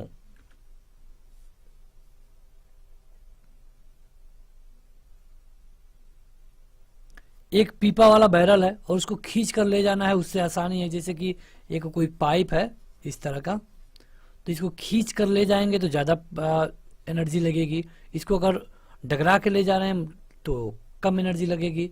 तो कह रहा है कि क्यों ऐसा होता है? तो ऐसा इसलिए होता है क्योंकि जो उसका सर्पी घर्षण है, स्लाइडिंग फ्रिक्शन है, इसकी तुलना में लोटनिक घर्षण है ये कम लगता है। मतलब कि जब आप इसको खींच रहे हैं तब इसमें ज़्यादा घर्षण लग रहा है, जब आप इसको लुढ़का रहे हैं तो उस समय कम घर्षण लग रहा है। जब कम घर्षण लगेगा तो आप आसानी से काम कर पाएंगे। अगला है कि जल से भरे गिलास के नीचे दबे कागज को शीघ्रता से गिलास के नीचे से जल को छिड़काए बिना ही खींचा जा सकता है। ये परिघटना क्यों संभव है?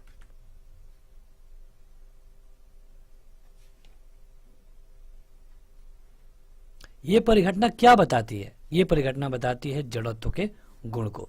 देखिए, कई बार ये प्रैक्टिकल का एक विषय है, होता है।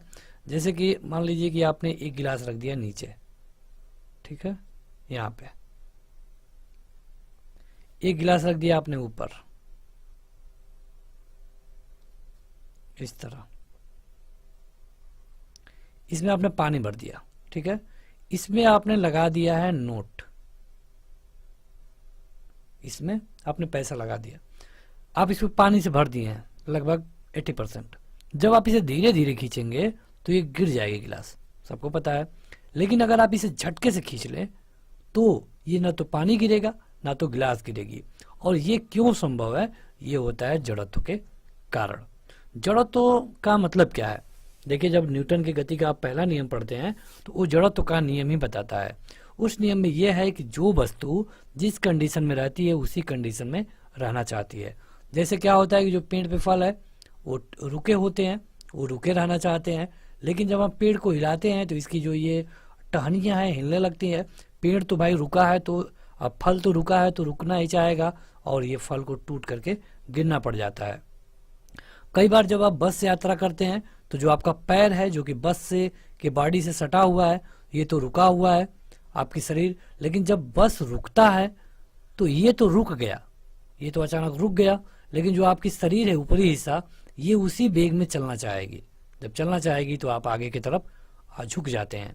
तो जड़त्व का यही नियम है कि जो वस्तु जिस कंडीशन में रहता है उसी कंडीशन में रहना चाहता है, ये जड़त्व का नियम है। अगला है किसी पिंड का वेग दुगुना कर दें तो क्या असर होगा। बड़ा अच्छा क्वेश्चन है ये।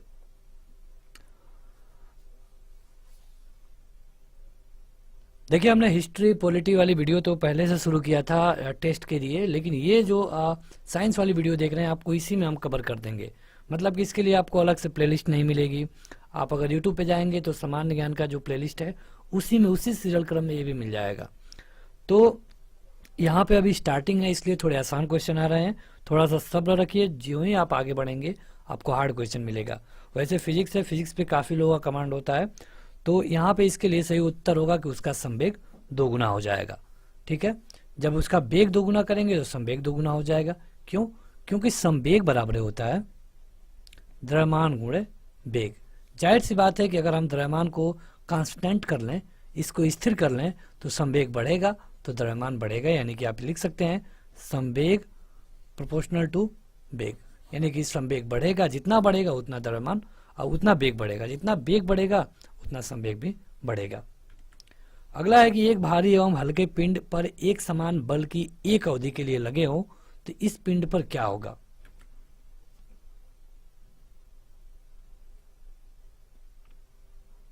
मतलब कि एक भारी है और एक हल्का है, ठीक है, एक भारी है एक हल्का है और इस पर एक समान बल लगा हो एक अवधि के लिए, तो इस पिंड पर संवेग की मान क्या होगा।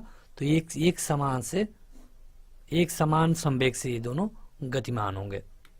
अगला है कि 20 किलोग्राम के एक पिंड को भूमि के ऊपर 1 मीटर की ऊंचाई पे बनाए रखने हेतु कितना कार्य करना पड़ेगा। तो बताइए।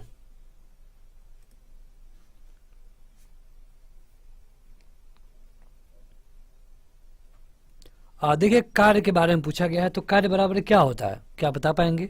वर्क इक्वल टू बल इनटू विस्थापन, यानी कि विस्थापन होगा बल लगेगा तभी कार्य माना जाएगा। जब इसको हम कास थीटा के फॉर्मेट में जब इसका फार्मूला लिखते हैं तो डब्ल्यू बराबर हो जाता है एफ एस कास थीटा, जब इसको थीटा डिग्री पे हम लगाते हैं। ठीक है, और कह रहा है कि 1 मीटर ऊंचाई पे यानी कि 90 डिग्री पर, और कास 90 डिग्री का मान कितना होता है 0।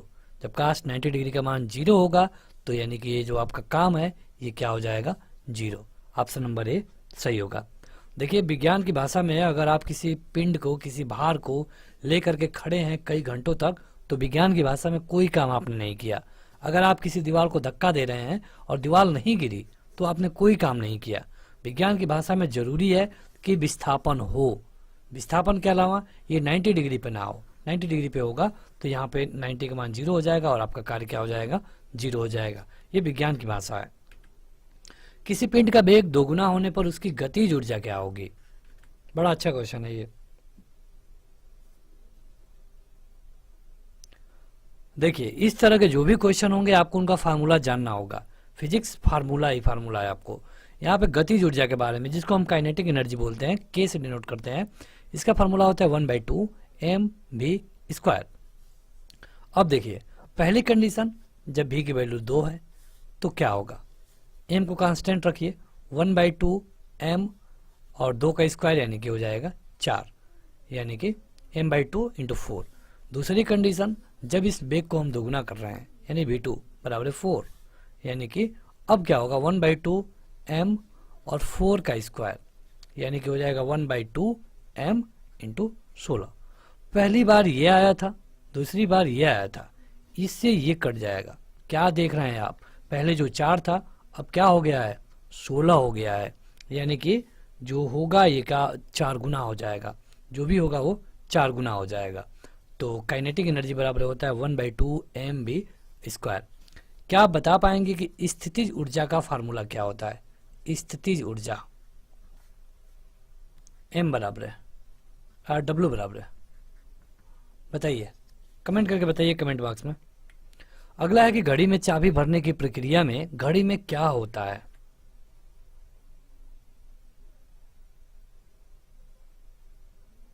जो घड़ी वाले खिलौने होते हैं, आप उसमें जब चाबी भरते हैं तब तक तो वो रुके हैं, लेकिन जो ही आप चाबी भर के छोड़ते हैं ना, वो एक्शन करने लगता है।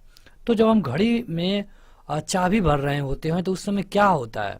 क्योंकि आपको पता है कि ऊर्जा को ना तो खत्म किया जा सकता है, ना तो ऊर्जा को पैदा किया जा सकता है। ठीक है, ये ऊर्जा का एक नियम है। तो आखिर जब हम चाबी भर रहे हैं तो क्या हो रहा है? तो वहां पे कुछ नहीं हो रहा है। जब हम चाबी भर रहे हैं तो उसमें स्थितिज ऊर्जा हो रही है। स्थितिज ऊर्जा बराबर होती है mgh, और जो ही हम छोड़ते हैं यही स्थितिज ऊर्जा गतिज ऊर्जा में बदल जाती है 1/2 mv²। तो इसके लिए उत्तर होगा ऑप्शन नंबर डी।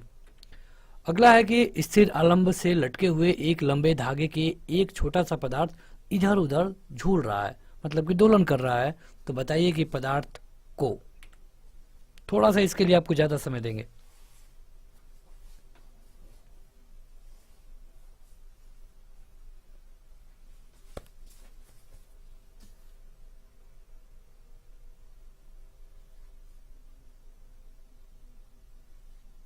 इस तरह की कंडीशन है, एक स्थित से पॉइंट है और उस पे से एक झूल रहा है इधर उधर।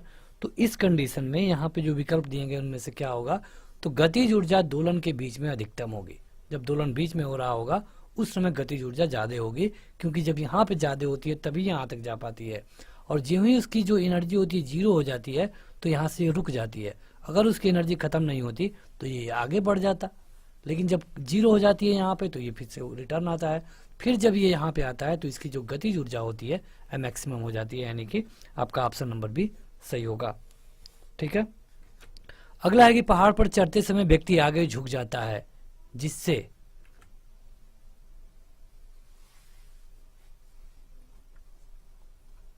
देखिए आम भाषा में पूछा जाए कि पहाड़ पर चढ़ते समय व्यक्ति आगे क्यों झुकता है, तो इसलिए झुकता है क्योंकि गिरे ना। और यहाँ पे जो ऑप्शन दिए गए हैं उसमें ये होगा कि स्थिरता में वृद्धि हो। पहाड़ मान लीजिए ऐसे ही होते हैं तिरछा, जब व्यक्ति इस पे चढ़ता है और व्यक्ति अगर सीधा खड़ा होकर जाएगा तो इसका जो शरीर का गुरुत्वाकर्षण बल है ये धरती पे इस तरह जाएगा। जब इस तरह जाएगा तो ये व्यक्ति गिर जाएगा, इसीलिए ये व्यक्ति थोड़ा सा झुक जाता है। जब ये झुक जाएगा इस तरह से, जब इस तरह, तो इसका जो जी होगा ये यहाँ पे लगेगा और ये व्यक्ति गिरेगा नहीं, यानी कि ऑप्शन नंबर डी सही होगा। अगला है कि भू स्थिर या फिर तुल्यकारी उपग्रह जिसको हम जियो स्टेशनरी सैटेलाइट बोलते हैं, इसके घूर्णन का आवर्तकाल कितना होता है?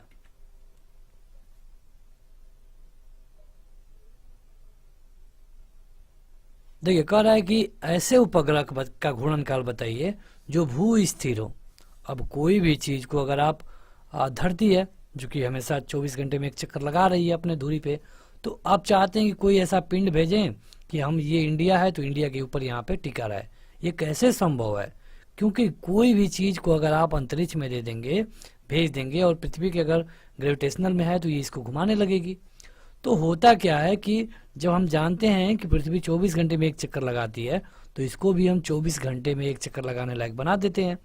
उससे क्या होगा कि जब हम यहाँ जाएंगे तो ये भी यहाँ जाएगा, जब हम यहाँ पहुंचेंगे तो ये भी यहाँ पहुंचेगा।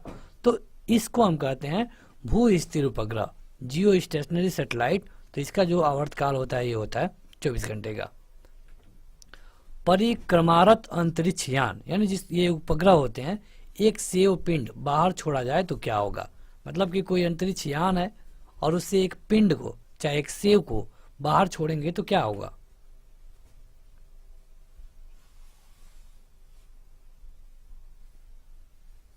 अब देखिए इसका उत्तर बताने के लिए आपको एक हम प्रैक्टिकल कराते हैं, कई बार आपने किया भी होगा। जैसे कि जो बच्चे होते हैं छोटे, चाहे आप अगर यहाँ से दौड़ रहे हैं, खूब तेजी से दौड़ रहे हैं, और आपने एक अपने हाथ से गेंद, जब दौड़ते हुए आपने गेंद फेंका ऊपर, उसी स्पीड से आप आगे दौड़ते जा रहे हैं, तो ये गेंद कहाँ गिरेगी? तो ये गेंद गिरेगी आपके हाथों में। ठीक है, आपके हाथों में ही गिरेगी। अब ये नहीं है कि आप यहाँ से आगे बढ़ गए तो ये गेंद आपके पीछे गिर जाएगी, नहीं।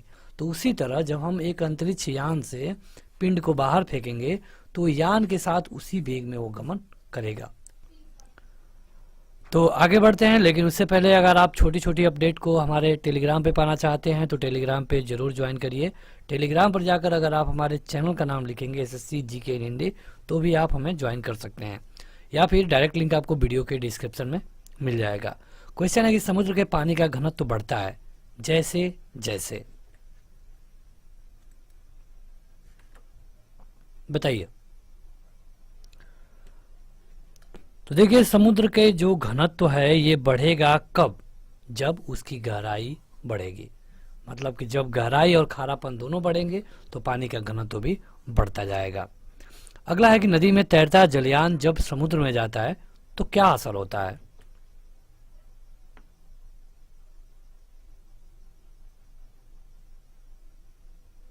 देखिए अगर कोई मतलब नाव है और ये पहले नदी में तैर रही है, ठीक है, नदी से तैरते तैरते ये समुद्र में चली गई, तो क्या होगा कि जब वो वहां पे जाएगी तो थोड़ा सा ऊपर उठ करके तैरने लगेगी। ऐसा क्यों होता है? क्योंकि जो नदी के पानी का घनत्व होता है समुद्र की पानी की अपेक्षा अधिक होता है। यानी कि मान लीजिए जब कोई नाव थी ये और जब ये नाव थी तो यहाँ पे इतना पानी में डूब कर चल रही थी, लेकिन जब ये समुद्र में जाएगी तो थोड़ा सा कम डूबेगी, ठीक है, इस तरह। ये होता है उसके मतलब कि घनत्व के कारण। अगला क्वेश्चन है कि इस्पात की गेंद पारे पर तैरती है क्यों, बताइए।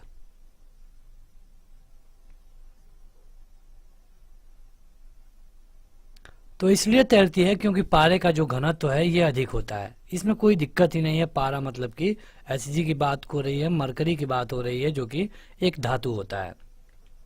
अगला है कि अत्यधिक ऊंचाई पर उड़ रहे वायुयान के अंदर क्या होगा।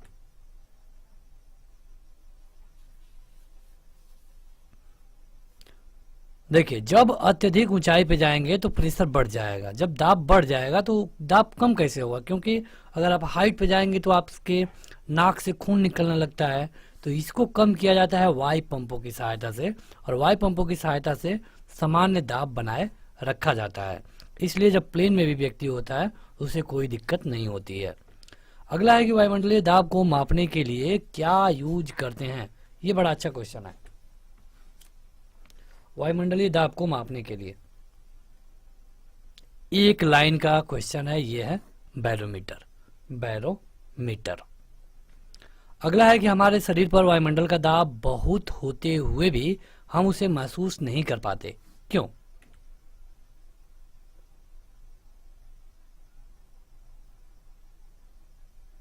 जैसे अगर आप वायुमंडल में भी हैं तो यहां पर भी आपके शरीर पे कई सारे प्रेशर लग रहे हैं, तो ऐसा हमें पता क्यों नहीं चलता है। क्यों नहीं हमें लगता है कि कई सारे प्रेशर लग रहे हैं, क्योंकि हमारे शरीर के अंदर भी तो प्रेशर है, ब्लड का प्रेशर चल रहा है।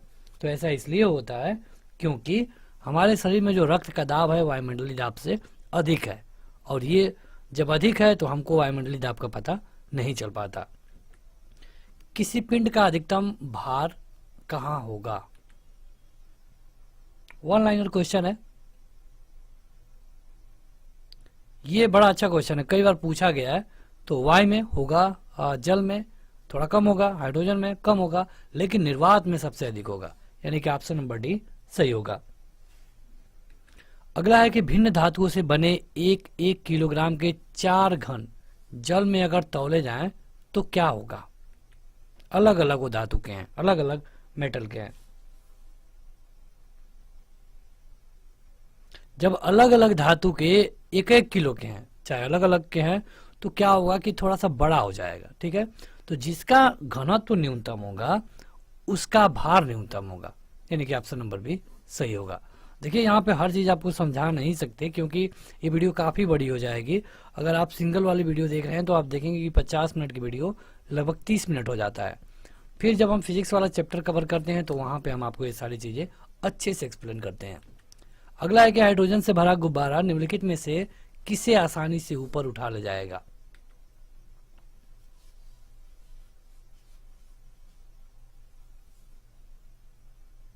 बताइए।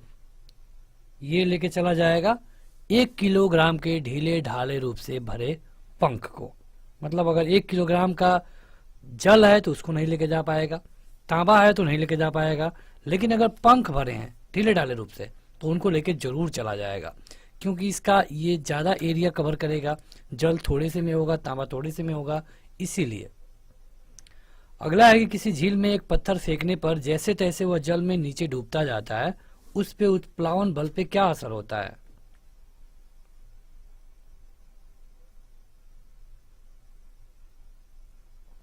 देखिए, उत्प्लावन बल के बारे में आपको पता है, उत्प्लावन बल लगता ही लगता है, लेकिन कहा गया है कि झील में एक पत्थर फेंकते हैं तो जैसे जैसे वो नीचे जाएगा उस पे जो उत्प्लावन बल है उस पे क्या होगा, तो उत्प्लावन बल पे कोई फर्क नहीं पड़ेगा, क्योंकि पानी तो पानी है, चाहे यहाँ पर कोई पत्थर है, यहाँ पर वो जितनी एरिया ले रहा है यहाँ पर भी उतना ही एरिया लेगा, तो इससे उत्प्लावन बल पे कोई असर नहीं पड़ेगा। अगला क्वेश्चन है कि पारे की दो बूंदों को संपर्क में लाने पर वे मिलकर बड़ी बूंद बन जाती है, इसका कारण क्या है?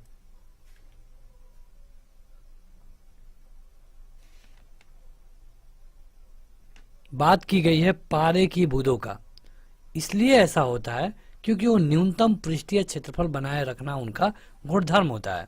जो पारा होता है ये हमेशा न्यूनतम पृष्ठीय क्षेत्रफल बनाए रखता है, इसीलिए जब दो को लाएंगे एरिया बढ़ेगा तो उनको मिलाकर के वो एक बन जाएगा, तो इससे उनका न्यूनतम पृष्ठीय क्षेत्रफल हो जाता है। अगला है कि कांच के स्वच्छ प्लेट पर जल डालने पर वह पतली परत के रूप में फैल जाता है, जबकि पारा डालने पर वह गोलीय बूंद के रूप में बना रहता है, इसका कारण क्या है?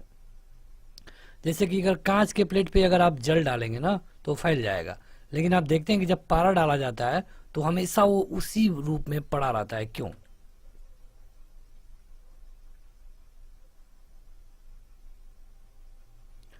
एक शब्द होता है जिसको हम आसंजन और ससंजन बल कहते हैं, ठीक है।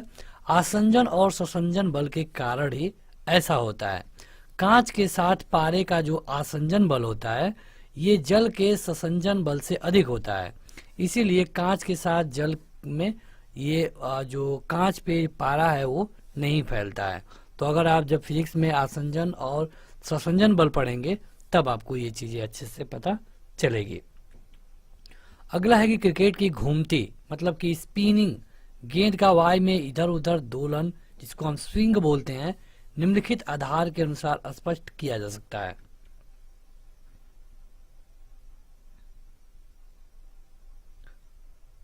जो क्रिकेट में स्पिन बॉल होती है उसके बारे में कहा गया है, तो ये फॉलो करती है किसके सिद्धांत को, ये बताना है आपको, ये होता है बर्नौली थ्योरम, बर्नौली थ्योरम। अगला है कि रेलवे प्लेटफार्म के किनारे खड़े युवक के सामने तेज गति से रेलगाड़ी के गुजरने पर क्या होगा?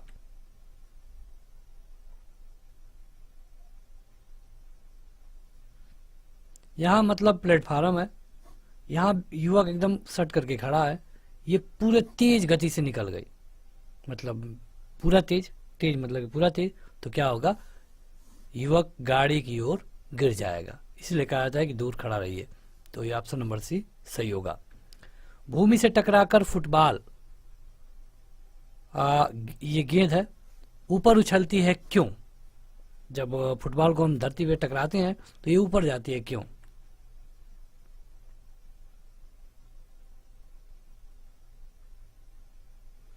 इसमें प्रत्यास्थ गुण होता है, इलास्टिसिटी के गुण के कारण ऐसा होता है। देखिए ये रबड़ से बनी होती है केवल, ये सही नहीं है, क्योंकि जो बिना रबड़ वाली गेंदें हैं वो भी थोड़ी सी ऊपर उछलती हैं। हाँ, उनमें प्रत्यास्थता गुण कम है तो वो कम उछलेंगी, लेकिन जिनमें जितना प्रत्यास्थता गुण होगा वो उतना ही उछलता है, ये सही होगा। अगला है कि एक वृत्ताकार धातु को प्लेट को जिसके केंद्र में एक वृत्ताकार छेद हो जाए, गर्म करने पर छेद के व्यास में क्या असर होगा? एक प्लेट है, सॉलिड है, ये पूरा पूरा सॉलिड है, ठीक है। अब इसके यहाँ पे एक होल कर दिए बीच में, अब जब हम इसको गर्म करेंगे तो इस जो ये छेद किया गया है इसके व्यास पे क्या असर पड़ेगा? इसको हम पूरा एनर्जी दिए, ये गर्म हो गया, तो क्या इसका जो ये व्यास है ये बढ़ जाएगा या कम होगा, ये बताना है।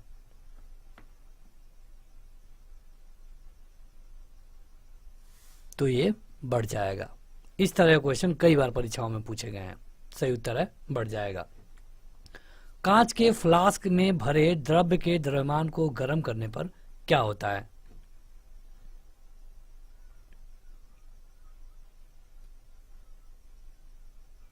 देखिए, अगर कांच का फ्लास्क होगा ना और उसमें कोई आपने द्रव भरा है और इसको गर्म कर रहे हैं, तो क्या होगा कि ये पहले गिरेगा, मतलब उसका लेवल पहले गिरेगा, बाद में बढ़ना शुरू करेगा, यानी कि आपका ऑप्शन नंबर डी सही होगा। इसके लिए ऑप्शन नंबर डी सही है। देखिए, अगर आपको पीडीएफ चाहिए तो पीडीएफ आप डाउनलोड कर पाएंगे, और इसके लिए आपको ऐप पे जाना होगा। ऐप का लिंक वीडियो के डिस्क्रिप्शन में है, और टेलीग्राम जरूर ज्वाइन कर लीजिए। वहाँ पे अगर आप एसएससी जीके इन हिंदी लिखेंगे तो आ जाएगा। सेम चैनल का लोगो है वहाँ पे, तो आप इसे देख करके ज्वाइन कर सकते हैं, या फिर लिंक डिस्क्रिप्शन में मिल जाएगा। अगला है कि एक जल से भरे बीकर में बर्फ का एक टुकड़ा तैर रहा है। बर्फ को पिघलने में बीकर के जल पे क्या असर होगा? पहले हम समझा दें कि इतना जल है, एक बर्फ का टुकड़ा है इस तरह, ठीक है। तो इसका ये गिलास का एक पॉइंट है ऊपर वाला, जब ये पूरा पिघल जाएगा बर्फ का तो क्या होगा?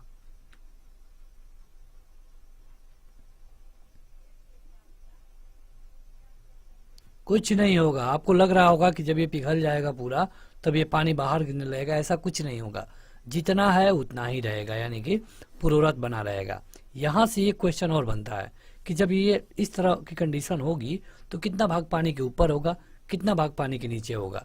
पानी के ऊपर होगा 1/10, पानी के नीचे होगा 9/10। ये भी याद रखिए। किसी झील की बर्फ जमी हुई सतह का तापमान -15 डिग्री सेंटीग्रेड होने पर इसके ठीक नीचे झील में जल बर्फ के संपर्क की जल सतह का तापमान क्या होगा?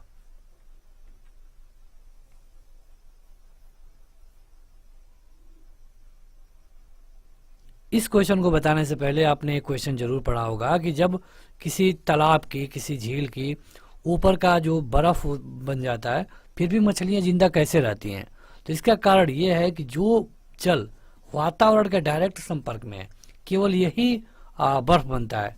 जो नीचे का जल है वो बर्फ नहीं बनता है, और उसका टेम्परेचर होता है 0 डिग्री सेंटीग्रेड, और 0 डिग्री सेंटीग्रेड होने के कारण वहां पे मछलियां अभी जिंदा रह सकती हैं। बर्फ जमी झील के अंदर मछलियां जीवित रहती हैं क्यों? देखिए, वही क्वेश्चन आ गया। बड़ा आसान हो गया, क्योंकि झील की तली पर जल नहीं जम पाता है। जल वहीं जमता है जो कि डायरेक्ट वायुमंडल के संपर्क में है। अगला है कि क्या होता है जब जल को 8 डिग्री सेंटीग्रेड से 0 डिग्री सेंटीग्रेड पर किया जाए? क्या होगा बताइए। अभी तक अगर आपने इस वीडियो को लाइक नहीं किया है तो जरूर लाइक कर दें, और इसे शेयर भी कर दिया करिए ताकि और भी लोग जुड़ें, और इस तरह आप सुबह और शाम देख पाएंगे क्वेश्चनों को।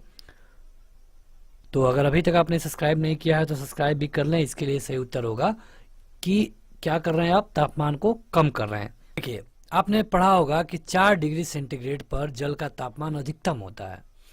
तो जब 8 डिग्री से आप 4 पे लाएंगे उस समय आयतन कम होगा, लेकिन जब 4 से आप नीचे लेके आएंगे तो उस समय आयतन बढ़ेगा, यानी कि ऑप्शन नंबर सी सही होगा। निम्नलिखित द्रव में से ऊष्मा का सबसे अच्छा चालक कौन है? अच्छा क्वेश्चन है, सभी लोग बताइएगा उत्तर।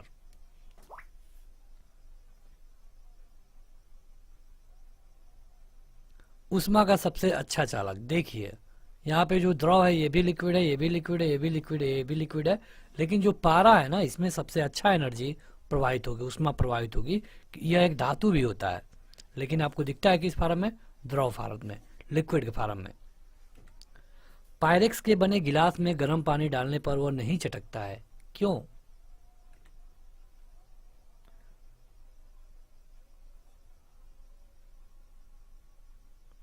देखिए, चटकेगा कौन?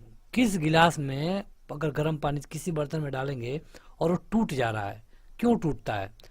गिलास अगर हम यहाँ पे बना दें, ये शीशे की गिलास हो गई, ठीक है। जब आप इसको नॉर्मल रखें तब तो ठीक है, जब इसमें गर्म पानी आप डालेंगे अचानक से तो ये इसको गर्म करेगा, गर्म करेगा, जिसको गर्म करेगा वो फैलेगा। जब फैलेगा, लेकिन ये जो है ये वातावरण के संपर्क में है तो ये नहीं फैल रहा है। जब ये नहीं फैल रहा है और भीतर वाला फैल रहा है तो इस कंडीशन में वो टूट जाता है। लेकिन जो पायरेक्स की बात हम कर रहे हैं ये प्रसारित नहीं होता है, और और जब प्रसारित नहीं होता है तब वो नहीं टूटता है। जब अगर ये भी प्रसारित नहीं होता, इसको ये सह लेता, तब ये भी नहीं टूटता, यानी कि ऑप्शन नंबर बी सही होगा। रेफ्रिजरेटर का प्रशीतित मतलब कि जो फ्रीजर होता है सबसे ऊपर लगाया जाता है, क्यों? जब भी आप रेफ्रिजरेटर को देखेंगे इसका जो कूलिंग पॉइंट होता है ये ऊपर होता है, क्यों?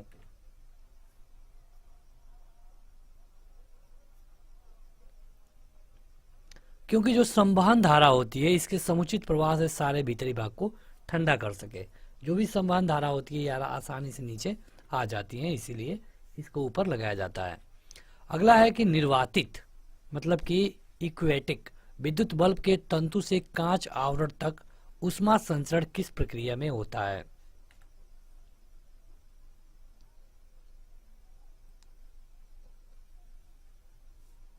ये होगा विकिरण।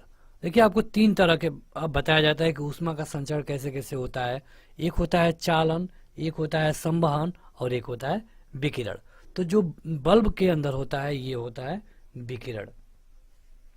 अगला है कि धातु से बने 4 गिलासों में गर्म काफी एक साथ डाली जाती है। चारों गिलासों पर बाहर की ओर भिन्न भिन्न पेंट किया होता है।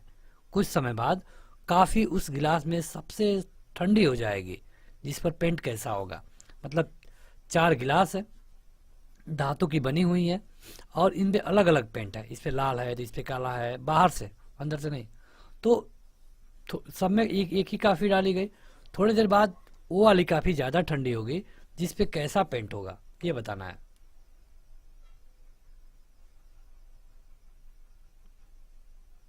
काला, जो काला वाला होगा ना ये सबसे जल्दी ठंडा कर देगा। और ये होता है कि जो अच्छे अवशोषक होते हैं वो अच्छे उत्सर्जक भी होते हैं और यही कारण है कि जो काला है ये इसको अपरिष्कृत जो काला है ये ऐसा करेगा। अगला है कि अगर गर्म कॉफी के प्याले को कमरे में धातु की मेज पर रखा जाए तो किसी निम्नलिखित तरीके से उसकी ऊष्मा नष्ट होगी।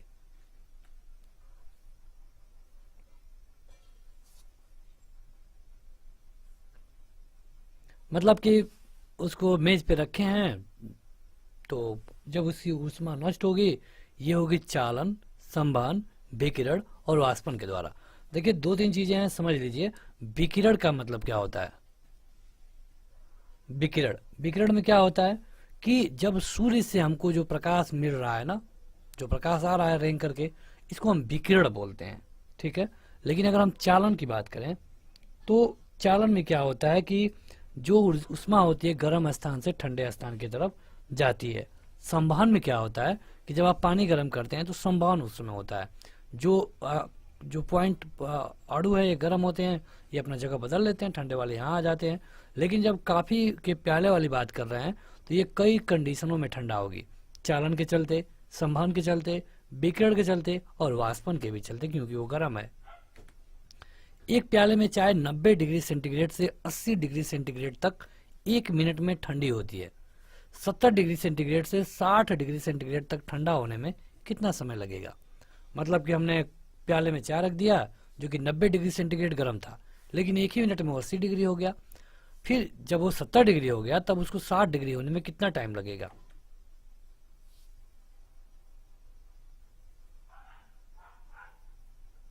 एक मिनट से अधिक लगेगा। ज्यों ज्यों वो नीचे जाता रहेगा उसका 1 मिनट से मतलब उसका जो समय है ये बढ़ता जाएगा, क्योंकि जो नॉर्मल टेम्परेचर है वो नॉर्मल टेम्परेचर की तरफ बढ़ रहा है। जब नॉर्मल टेम्परेचर की तरफ बढ़ रहा है तो समय थोड़ा सा ज्यादा होता जाएगा। ऑप्शन नंबर डी सही है। अगला है कि किसी द्रव्य का वायन दर बताइए। वाष्पन दर है, ये मिस टाइपिंग है। वाष्पन दर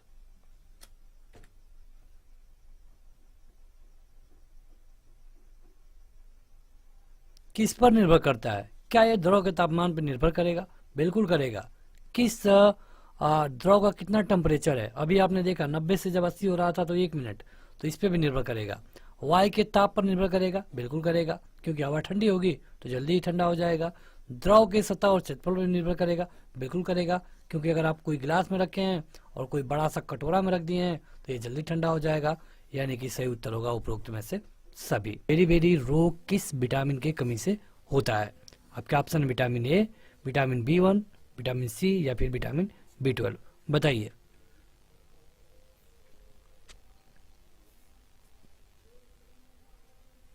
अगर हम विटामिन बेरी बेरी रोग की बात करें तो ये होता है विटामिन B1 की कमी से। विटामिन B1 का जो रासायनिक नाम है ये भी जानिए, ये होता है थायमीन। कई बार पूछा गया है। थायमीन के अलावा ये जो फल, चावल, मांस, अंडा, दूध, सोयाबीन होता है या फिर जो अंकुरित अनाज होते हैं उनमें ये पाया जाता है। अगर हम विटामिन ए की बात कर लें तो विटामिन ए की कमी से होता है, इसका पहले रासायनिक नाम जानिए, ये होता है रेटिनॉल, ठीक है। और इसकी कमी से जो रोग होता है ये होता है रतौंधी। इसके अलावा ये जो हरे पत्तेदार सब्जियां होती हैं, गाजर होता है, पका हुआ पपीता होता है, पका हुआ आम, दूध, फल, इनमें पाया जाता है। और इसमें रतौंधी में क्या होगा कि व्यक्ति को रात में कम दिखाई देता है एक नॉर्मल व्यक्ति के, या फिर बिल्कुल नहीं दिखाई देता है। अगर हम विटामिन सी की बात करें तो इसका जो रासायनिक नाम है यह है एस्कॉर्बिक एसिड, और ये जो खट्टे फल होते हैं उनमें पाया जाता है। इसका अणु सूत्र है C6H8 और O6। इसके अलावा जो विटामिन B12 होता है ये साइनोवायलिन इसका रासायनिक नाम है, कोबाल्ट इसमें पाया जाता है। अगला है कि मेढक के दांत होते हैं, ये है आपके विकल्प।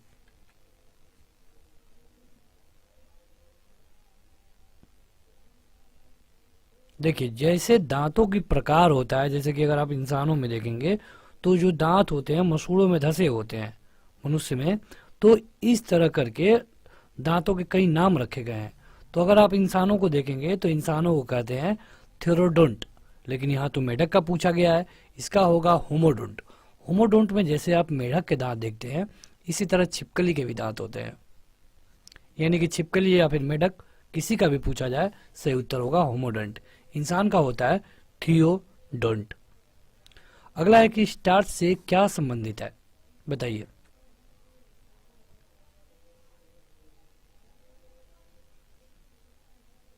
देखिए स्टार्च कहने का ये मतलब है कि इसका मतलब होता है ग्लूकोज। इसका अगर रासायनिक सूत्र पूछा जाए, जो कि बहुत बार परीक्षा में पूछा गया है, यह है C6H12 और O6। इसके अलावा जो फ्रक्टोज होता है, ये जो चीनी वाले पदार्थ होते हैं उसमें फ्रक्टोज पाया जाता है। हालांकि जो कृत्रिम रूप से मीठा होता है जिसको हम सैकरीन बोलते हैं, तो इसमें ऊर्जा की प्राप्ति नहीं होती है। तो सुक्रोज को जानिए कि सुक्रोज 3 तरह का होता है, इसमें माल्टोज, सुक्रोज और लैक्टोज पाए जाते हैं। अगला है कि दांत का शिखर बना होता है किसका, इंसानी दांत के बारे में बात हो रही है।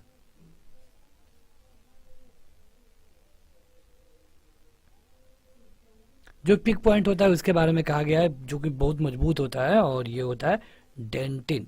डेंटिन होता है। और जो दांत का जो बाहरी परत होता है ना उसको हम इनेमिल कहते हैं। इनेमिल आपके शरीर का सबसे कड़ा भाग होता है, इससे कड़ा कोई भाग आपके शरीर में नहीं होता है। अगला है कि स्कर्वी रोग किस विटामिन की कमी से होता है। बड़ा अच्छा क्वेश्चन है, आपको 5 सेकंड मिलेगा।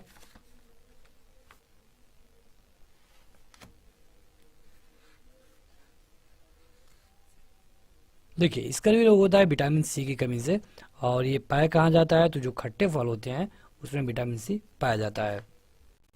अगर हम विटामिन के की बात करें तो विटामिन के की कमी से ब्लड क्लॉटिंग होता है, मतलब कि रक्त का थक्का जमता है, ठीक है। और ये हरी पत्तियों में पाया जाता है। विटामिन ए की बात करें तो ये जनन शक्ति में कमी को पूरा करता है, और विटामिन डी आपके हड्डियों को मजबूत करता है। अगला है कि पेप्सिन क्या होता है, आपके 4 विकल्प।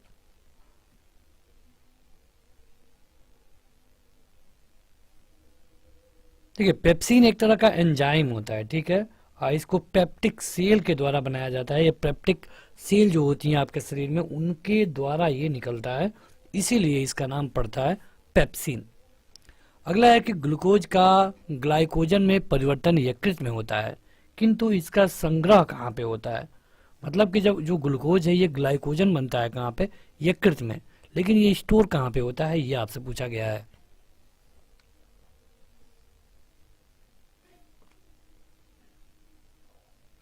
स्टोर होता है लीवर यानी कि यकृत और मसल्स में। जो भी आपकी मसल्स हैं वहाँ पे जब ग्लाइकोजन बन जाता है तो वहाँ पे इसका स्टोर होता है।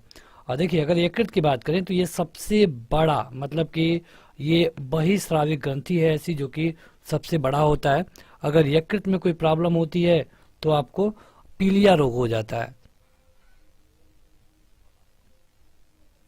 इसके अलावा लीवर की बात कर रहे हैं तो लीवर में पित्त रस का निर्माण होता है, ये भी जानिए। लीवर कई विषैले पदार्थों को विषहीन बना देता है, जैसे कि यहाँ पे यूरिया मिलता है आपको। अगला क्वेश्चन है कि वह कौन सा तत्व है दंत इनेमिल को कठोर बनाता है। दांत के इनेमिल को कौन कठोर बनाता है?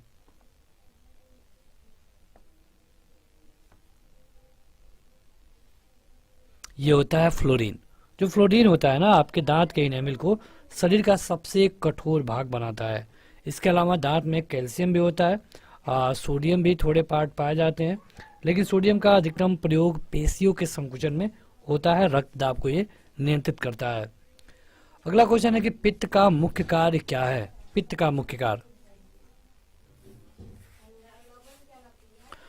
देखिए यहाँ पे पूछा गया है पित्त का मुख्य कार्य, तो 4 विकल्प थे आपके स्क्रीन पे, और इसका मुख्य कार्य होता है पाचन तथा शोषण हेतु वसा का इमल्सन करना। आगे बढ़ते हैं, ये 10वां क्वेश्चन होगा, लेकिन इससे पहले इसे शेयर करिए ताकि और भी लोग जुड़े। और हर रोज शाम को आप इस तरह की वीडियो देख सकते हैं। जीके जीएस में आप देखेंगे तो वहाँ पे हम प्रीवियस ईयर क्वेश्चन कवर कर रहे हैं, और ये जो साइंस की बात करें तो साइंस के भी लगभग 4000 क्वेश्चन हम कवर कर देंगे, जो कि आपके कई बार परीक्षाओं में पूछे गए हैं। क्वेश्चन है कि जनन क्षमता में कमी होती है किस विटामिन की कमी से।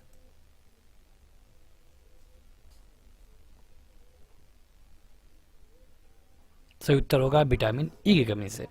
देखिए, विटामिन ई की कमी से जो भी पुरुष और महिलाएं हैं उनमें जनन क्षमता की कमी होती है।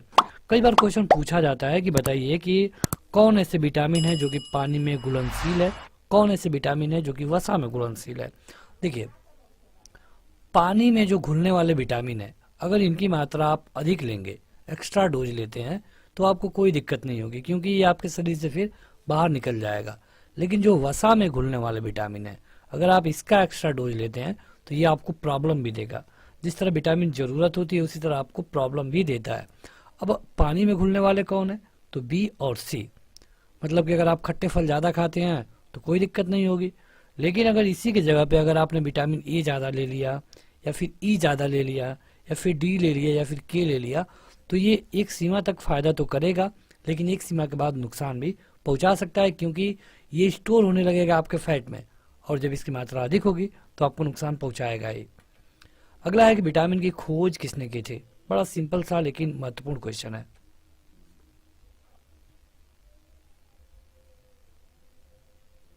विटामिन की खोज की गई थी फंक के द्वारा। इसको आप स्टार मार्क कर सकते हैं, कई बार पूछा गया है। अगला है कि डीएनए में क्या होते हैं। डीएनए,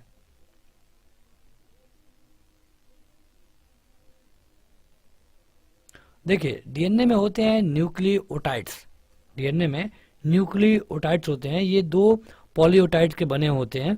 तो इसके लिए आपका जो सही उत्तर होगा ऑप्शन नंबर डी होगा। अगला है कि कौन सा कार्बोहाइड्रेट मोनोसैकेराइड है।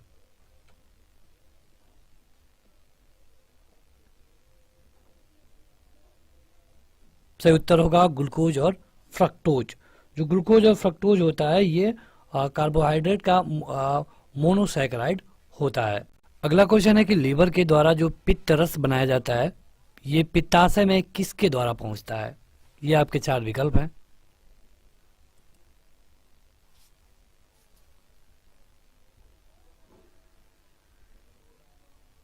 देखिए, इसके लिए सही होगा सिस्टिक डक्ट। जो लीवर में पित्त रस बनता है, ये पित्ताशय में सिस्टिक डक्ट के द्वारा पहुंचाया जाता है। ये बायोलॉजी का क्वेश्चन है।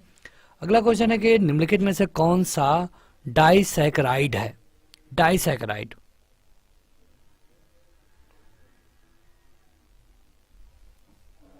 इसके लिए सही उत्तर होगा माल्टोज। जो माल्टोज है ये डाइसैकेराइड होता है। अगला क्वेश्चन है कि निम्नलिखित में से किसके संश्लेषण के लिए कोलेस्ट्रॉल आवश्यक होता है।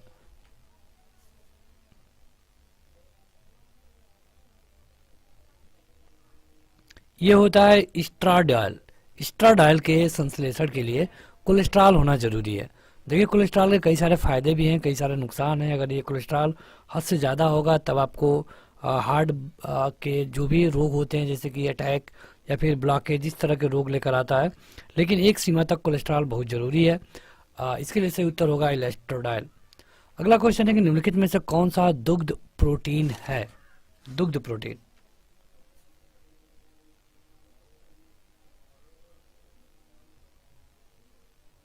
सही उत्तर होगा कैसीन। देखिए, अगर जो दूध में जब आप रंग देखते हैं जो कि उजला किस्म का होता है, कभी कभी इसमें पीला मिलता है, तो जो पीला वाला होता है ये कैरोटीन के कारण होता है, लेकिन जो उजला वाला होता है ये कैसीन के कारण होता है। तो कैसीन प्रोटीन मतलब जो कैसीन होता है इसमें कैल्शियम और कैल्शियम का जो पहला कैसिनेट होता है ये पाया जाता है, इसीलिए शायद इसका नाम कैसीन रखा गया है। अगला है कि आहार नाल के किस भाग में प्रोटीन का अमीनो अम्ल में निम्नीकरण होता है?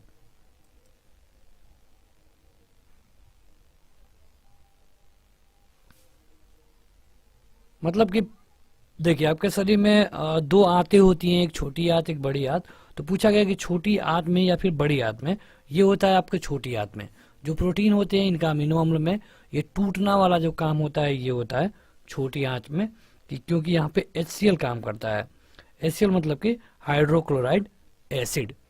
अगला क्वेश्चन है, किस विटामिन को हार्मोन भी कहते हैं? बताइए।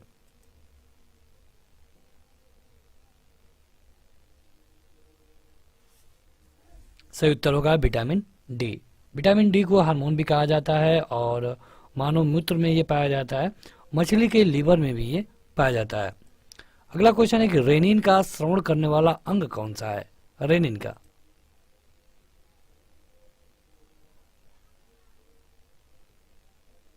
श्रवण मतलब कि चूसना, सक्शन। तो ये किया जाता है हमेशा और हमेशा अमाशय के द्वारा, यानी कि स्टोमच के द्वारा, रेनिन। अगला क्वेश्चन है कि मनुष्य के शरीर में निष्क्रिय अंगों का समूह कौन है? निष्क्रिय अंगों का।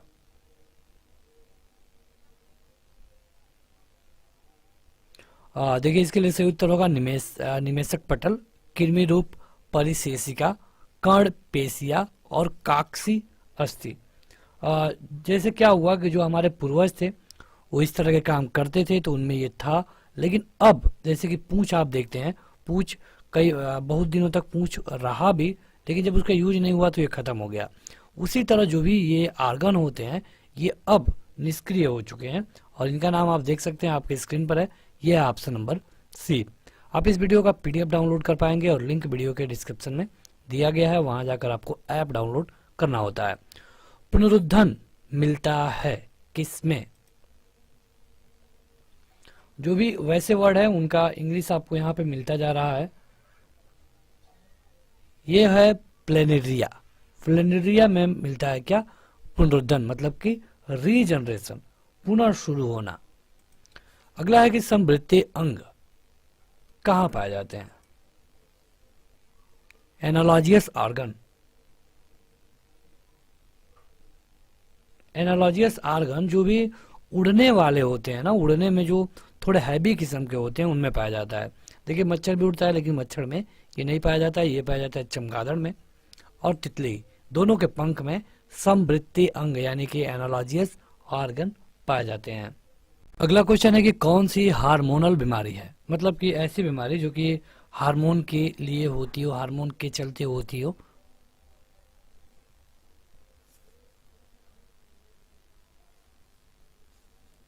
ये होता है घेंघा रोग। घेंघा रोग, घेंघा रोग को अगर आप देखेंगे तो ये जो थायराइड ग्लैंडी होती है शरीर में, ग्रंथि होती है, उसी में घेंघा रोग होता है और ये आयोडीन की कमी से होता है। इसके अलावा अगर आप टीबी को देखेंगे तो ये भी मतलब कि एक बैक्टीरिया कारण होता है, लेप्रेसी भी है और जुकाम भी है। अगला क्वेश्चन है कि डायवर्निज्म क्या है? डायवर्निज्म क्या है? बताइए। सारे बायो के क्वेश्चन है तो थोड़ी दिक्कत तो होगी जरूर। ये एक प्राकृतिक चयन का सिद्धांत है। डार्विनिज्म एक प्राकृतिक चयन का सिद्धांत है। अगला क्वेश्चन है कि जब दो जीव साथ रहें तथा एक को लाभ हो तथा दूसरे को कोई लाभ ना हो तो क्या कहलाता है?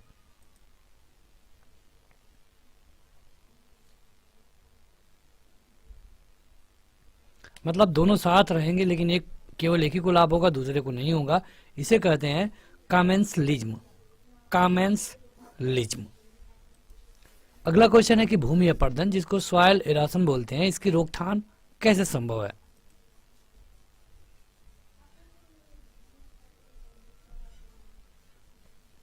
देखिए, भूमि का मतलब कटाव रोकने के लिए अगर आप वृक्षारोपण कर देंगे तो इसको भूमि अपरदन को रोका जा सकता है।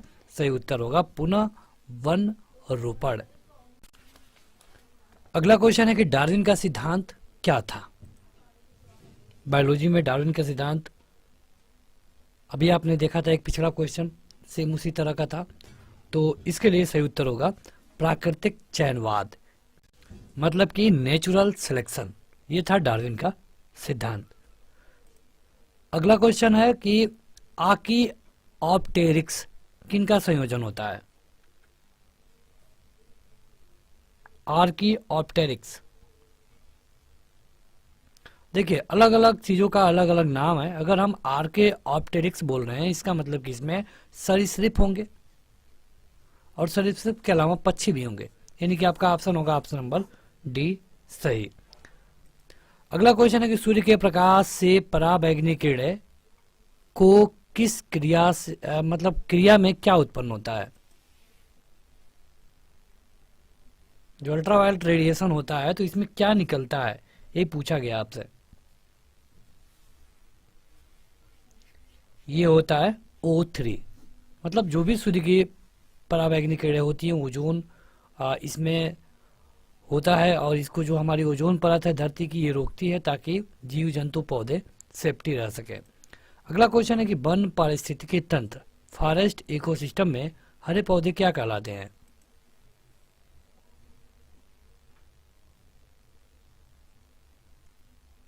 ये होते हैं उत्पादक, मतलब कि वैसे उपभोक्ता जो कि सीधे भोजन प्राप्त करते हैं, इनको हम प्राथमिक बोलते हैं।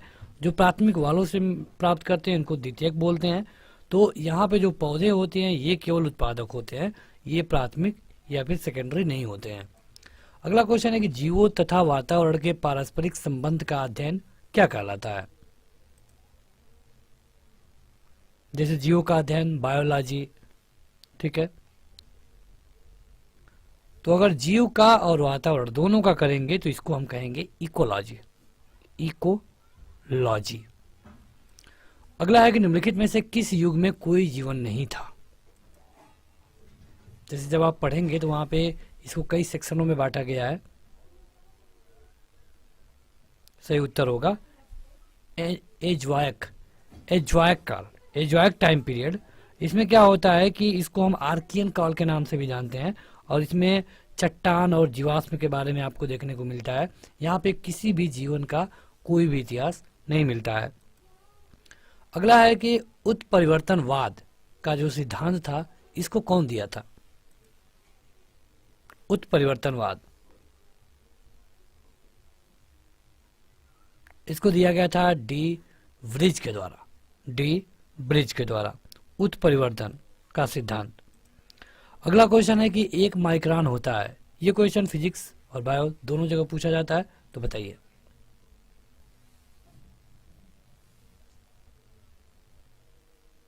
(10⁻⁻6 मीटर होता है, लेकिन यहाँ पे सारे जो विकल्प हैं सारे mm में हैं, और इसके लिए सही उत्तर होगा पहला, यानी 1/1000 मिमी। मतलब कि ये मीटर में 10⁻⁻6 होता है, लेकिन mm में 10⁻⁻3 होगा। अगला है कि उत्परिवर्तन का कारण क्या है? उत्परिवर्तन जो होता है, म्यूटेशन, उसका कारण क्या होता है, ये आपसे पूछा गया है। इसका कारण होता है क्रोमोसोम में परिवर्तन, जीन में परिवर्तन और डीएनए में परिवर्तन, यानी कि सही उत्तर होगा उपरोक्त सभी। अगला क्वेश्चन है कि पैलेंटियोलॉजी, इसका अध्ययन जब आप करते हैं तो आप किन चीजों के बारे में पढ़ते हैं?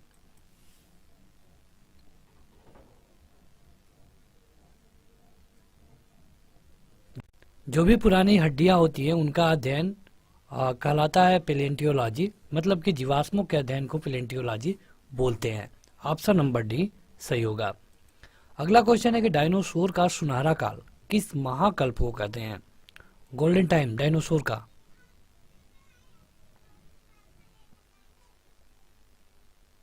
ये होता है मोसोजोइक काल। मोसोजोइक काल, मोसोजोइक ईरा, इसको हम गोल्डन टाइम बोलते हैं डायनासोर का। मतलब कि यहाँ पे इनकी ज्यादा प्रगति हुई। अगला क्वेश्चन है कि जीवन की उत्पत्ति किस महाकल्प में हुई है?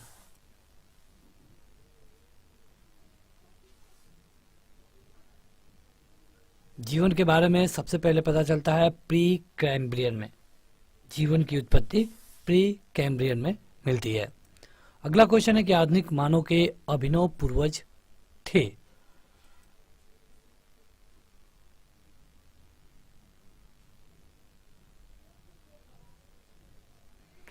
ये थे क्रमगनान मानव। क्रमगनान मानव ये आधुनिक मानव के अभिनव पूर्वज कहलाते हैं। तो अगला क्वेश्चन है कि मानव की उत्पत्ति किस युग में हुई है?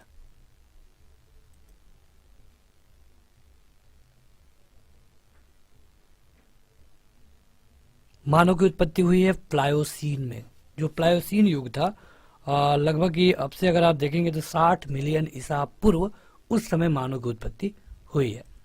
अगला है कि चट्टान पे रंगीन चित्रकारी सबसे पहले किसने की? मतलब मानव ने ही किया, लेकिन किस मानव ने? क्योंकि कई मानव आप पढ़ते हैं, जावा मानव पढ़ते हैं, क्रेमगनान मानव पढ़ते हैं, पिकिंग मानव भी पढ़ते हैं, लेकिन ये किया गया क्रेमगनान मानव के द्वारा। अगला है कि आयोडीन युक्त नमक की मानव शरीर में क्या भूमिका है?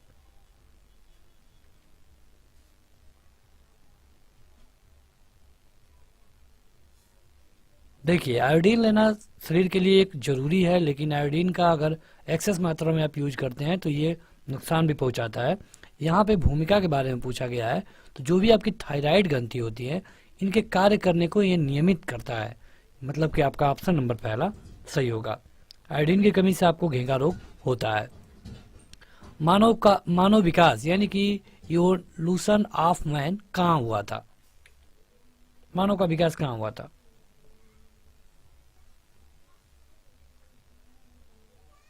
ये हुआ था एशिया में, लेकिन मध्य एशिया में। मध्य एशिया में। अगला क्वेश्चन है कि निम्नलिखित में से कौन आधुनिक मानव का सबसे निकट संबंधी है? मतलब सबसे निकट वाला, आधुनिक मानव के जैसा दिखने वाला। ये होता है गोरिल्ला। गोरिल्ला आधुनिक मानव का सबसे नजदीकी संबंधी है। अगला है कि किस अवस्था में एरिथ्रोब्लास्टिस फिटलिस रोग गर्भपात कर सकता है? मतलब कि इनमें से क्या होगा, कौन सी कंडीशन होगी तो गर्भपात हो जाएगा?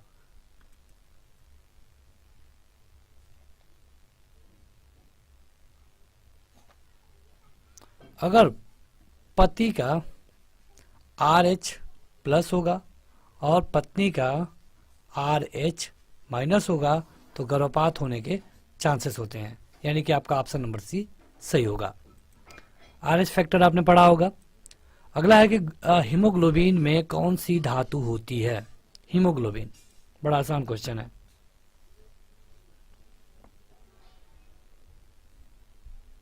हीमोग्लोबिन मतलब आयरन आप कह सकते हैं, जो पालक में पाया जाता है, और आयरन का इसमें है Fe प्लस।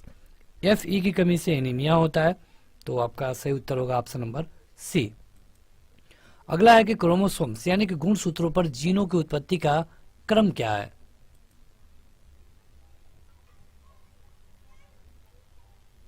कैसा क्रम है? क्या यह गोलाकार है, या फिर स्पाइरल है, या फिर लाइनर है?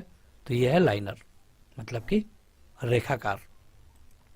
अगला है कि ए बी रुधिर वर्ग के व्यक्ति का रुधिर दिया जा सकता है। जैसे कि सबका अलग अलग ब्लड ग्रुप होता है, तो किसको किसका दिया जाता है?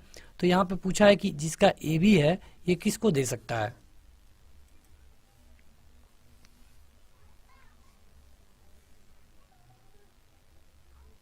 देखिए, ए बी ब्लड ग्रुप को यूनिवर्सल एक्सेप्टर बोलते हैं, मतलब ये किसी का ले सकता है, ठीक है, लेकिन देगा केवल ए बी को। उसी तरह ओ होता है, यह किसी को दे सकता है, यूनिवर्सल डोनर बोला जाता है इसको। अगला है कि निम्नलिखित में से लिंग संलग्न यानी कि सेक्स लिंक रोग क्या है? कौन है? मतलब कि पिता में है तो बेटे में हो सकता है। इस तरफ पीढ़ी दर वाला ये है कलर ब्लाइंडनेस, दुनिया में बहुत बड़े बड़े लोगों को है और इसका उतना अच्छा इलाज नहीं हो पाता। तो बस आज के इस वीडियो में इतना ही। वीडियो को लाइक करें तथा अपने दोस्तों में जरूर शेयर करें। Thank you.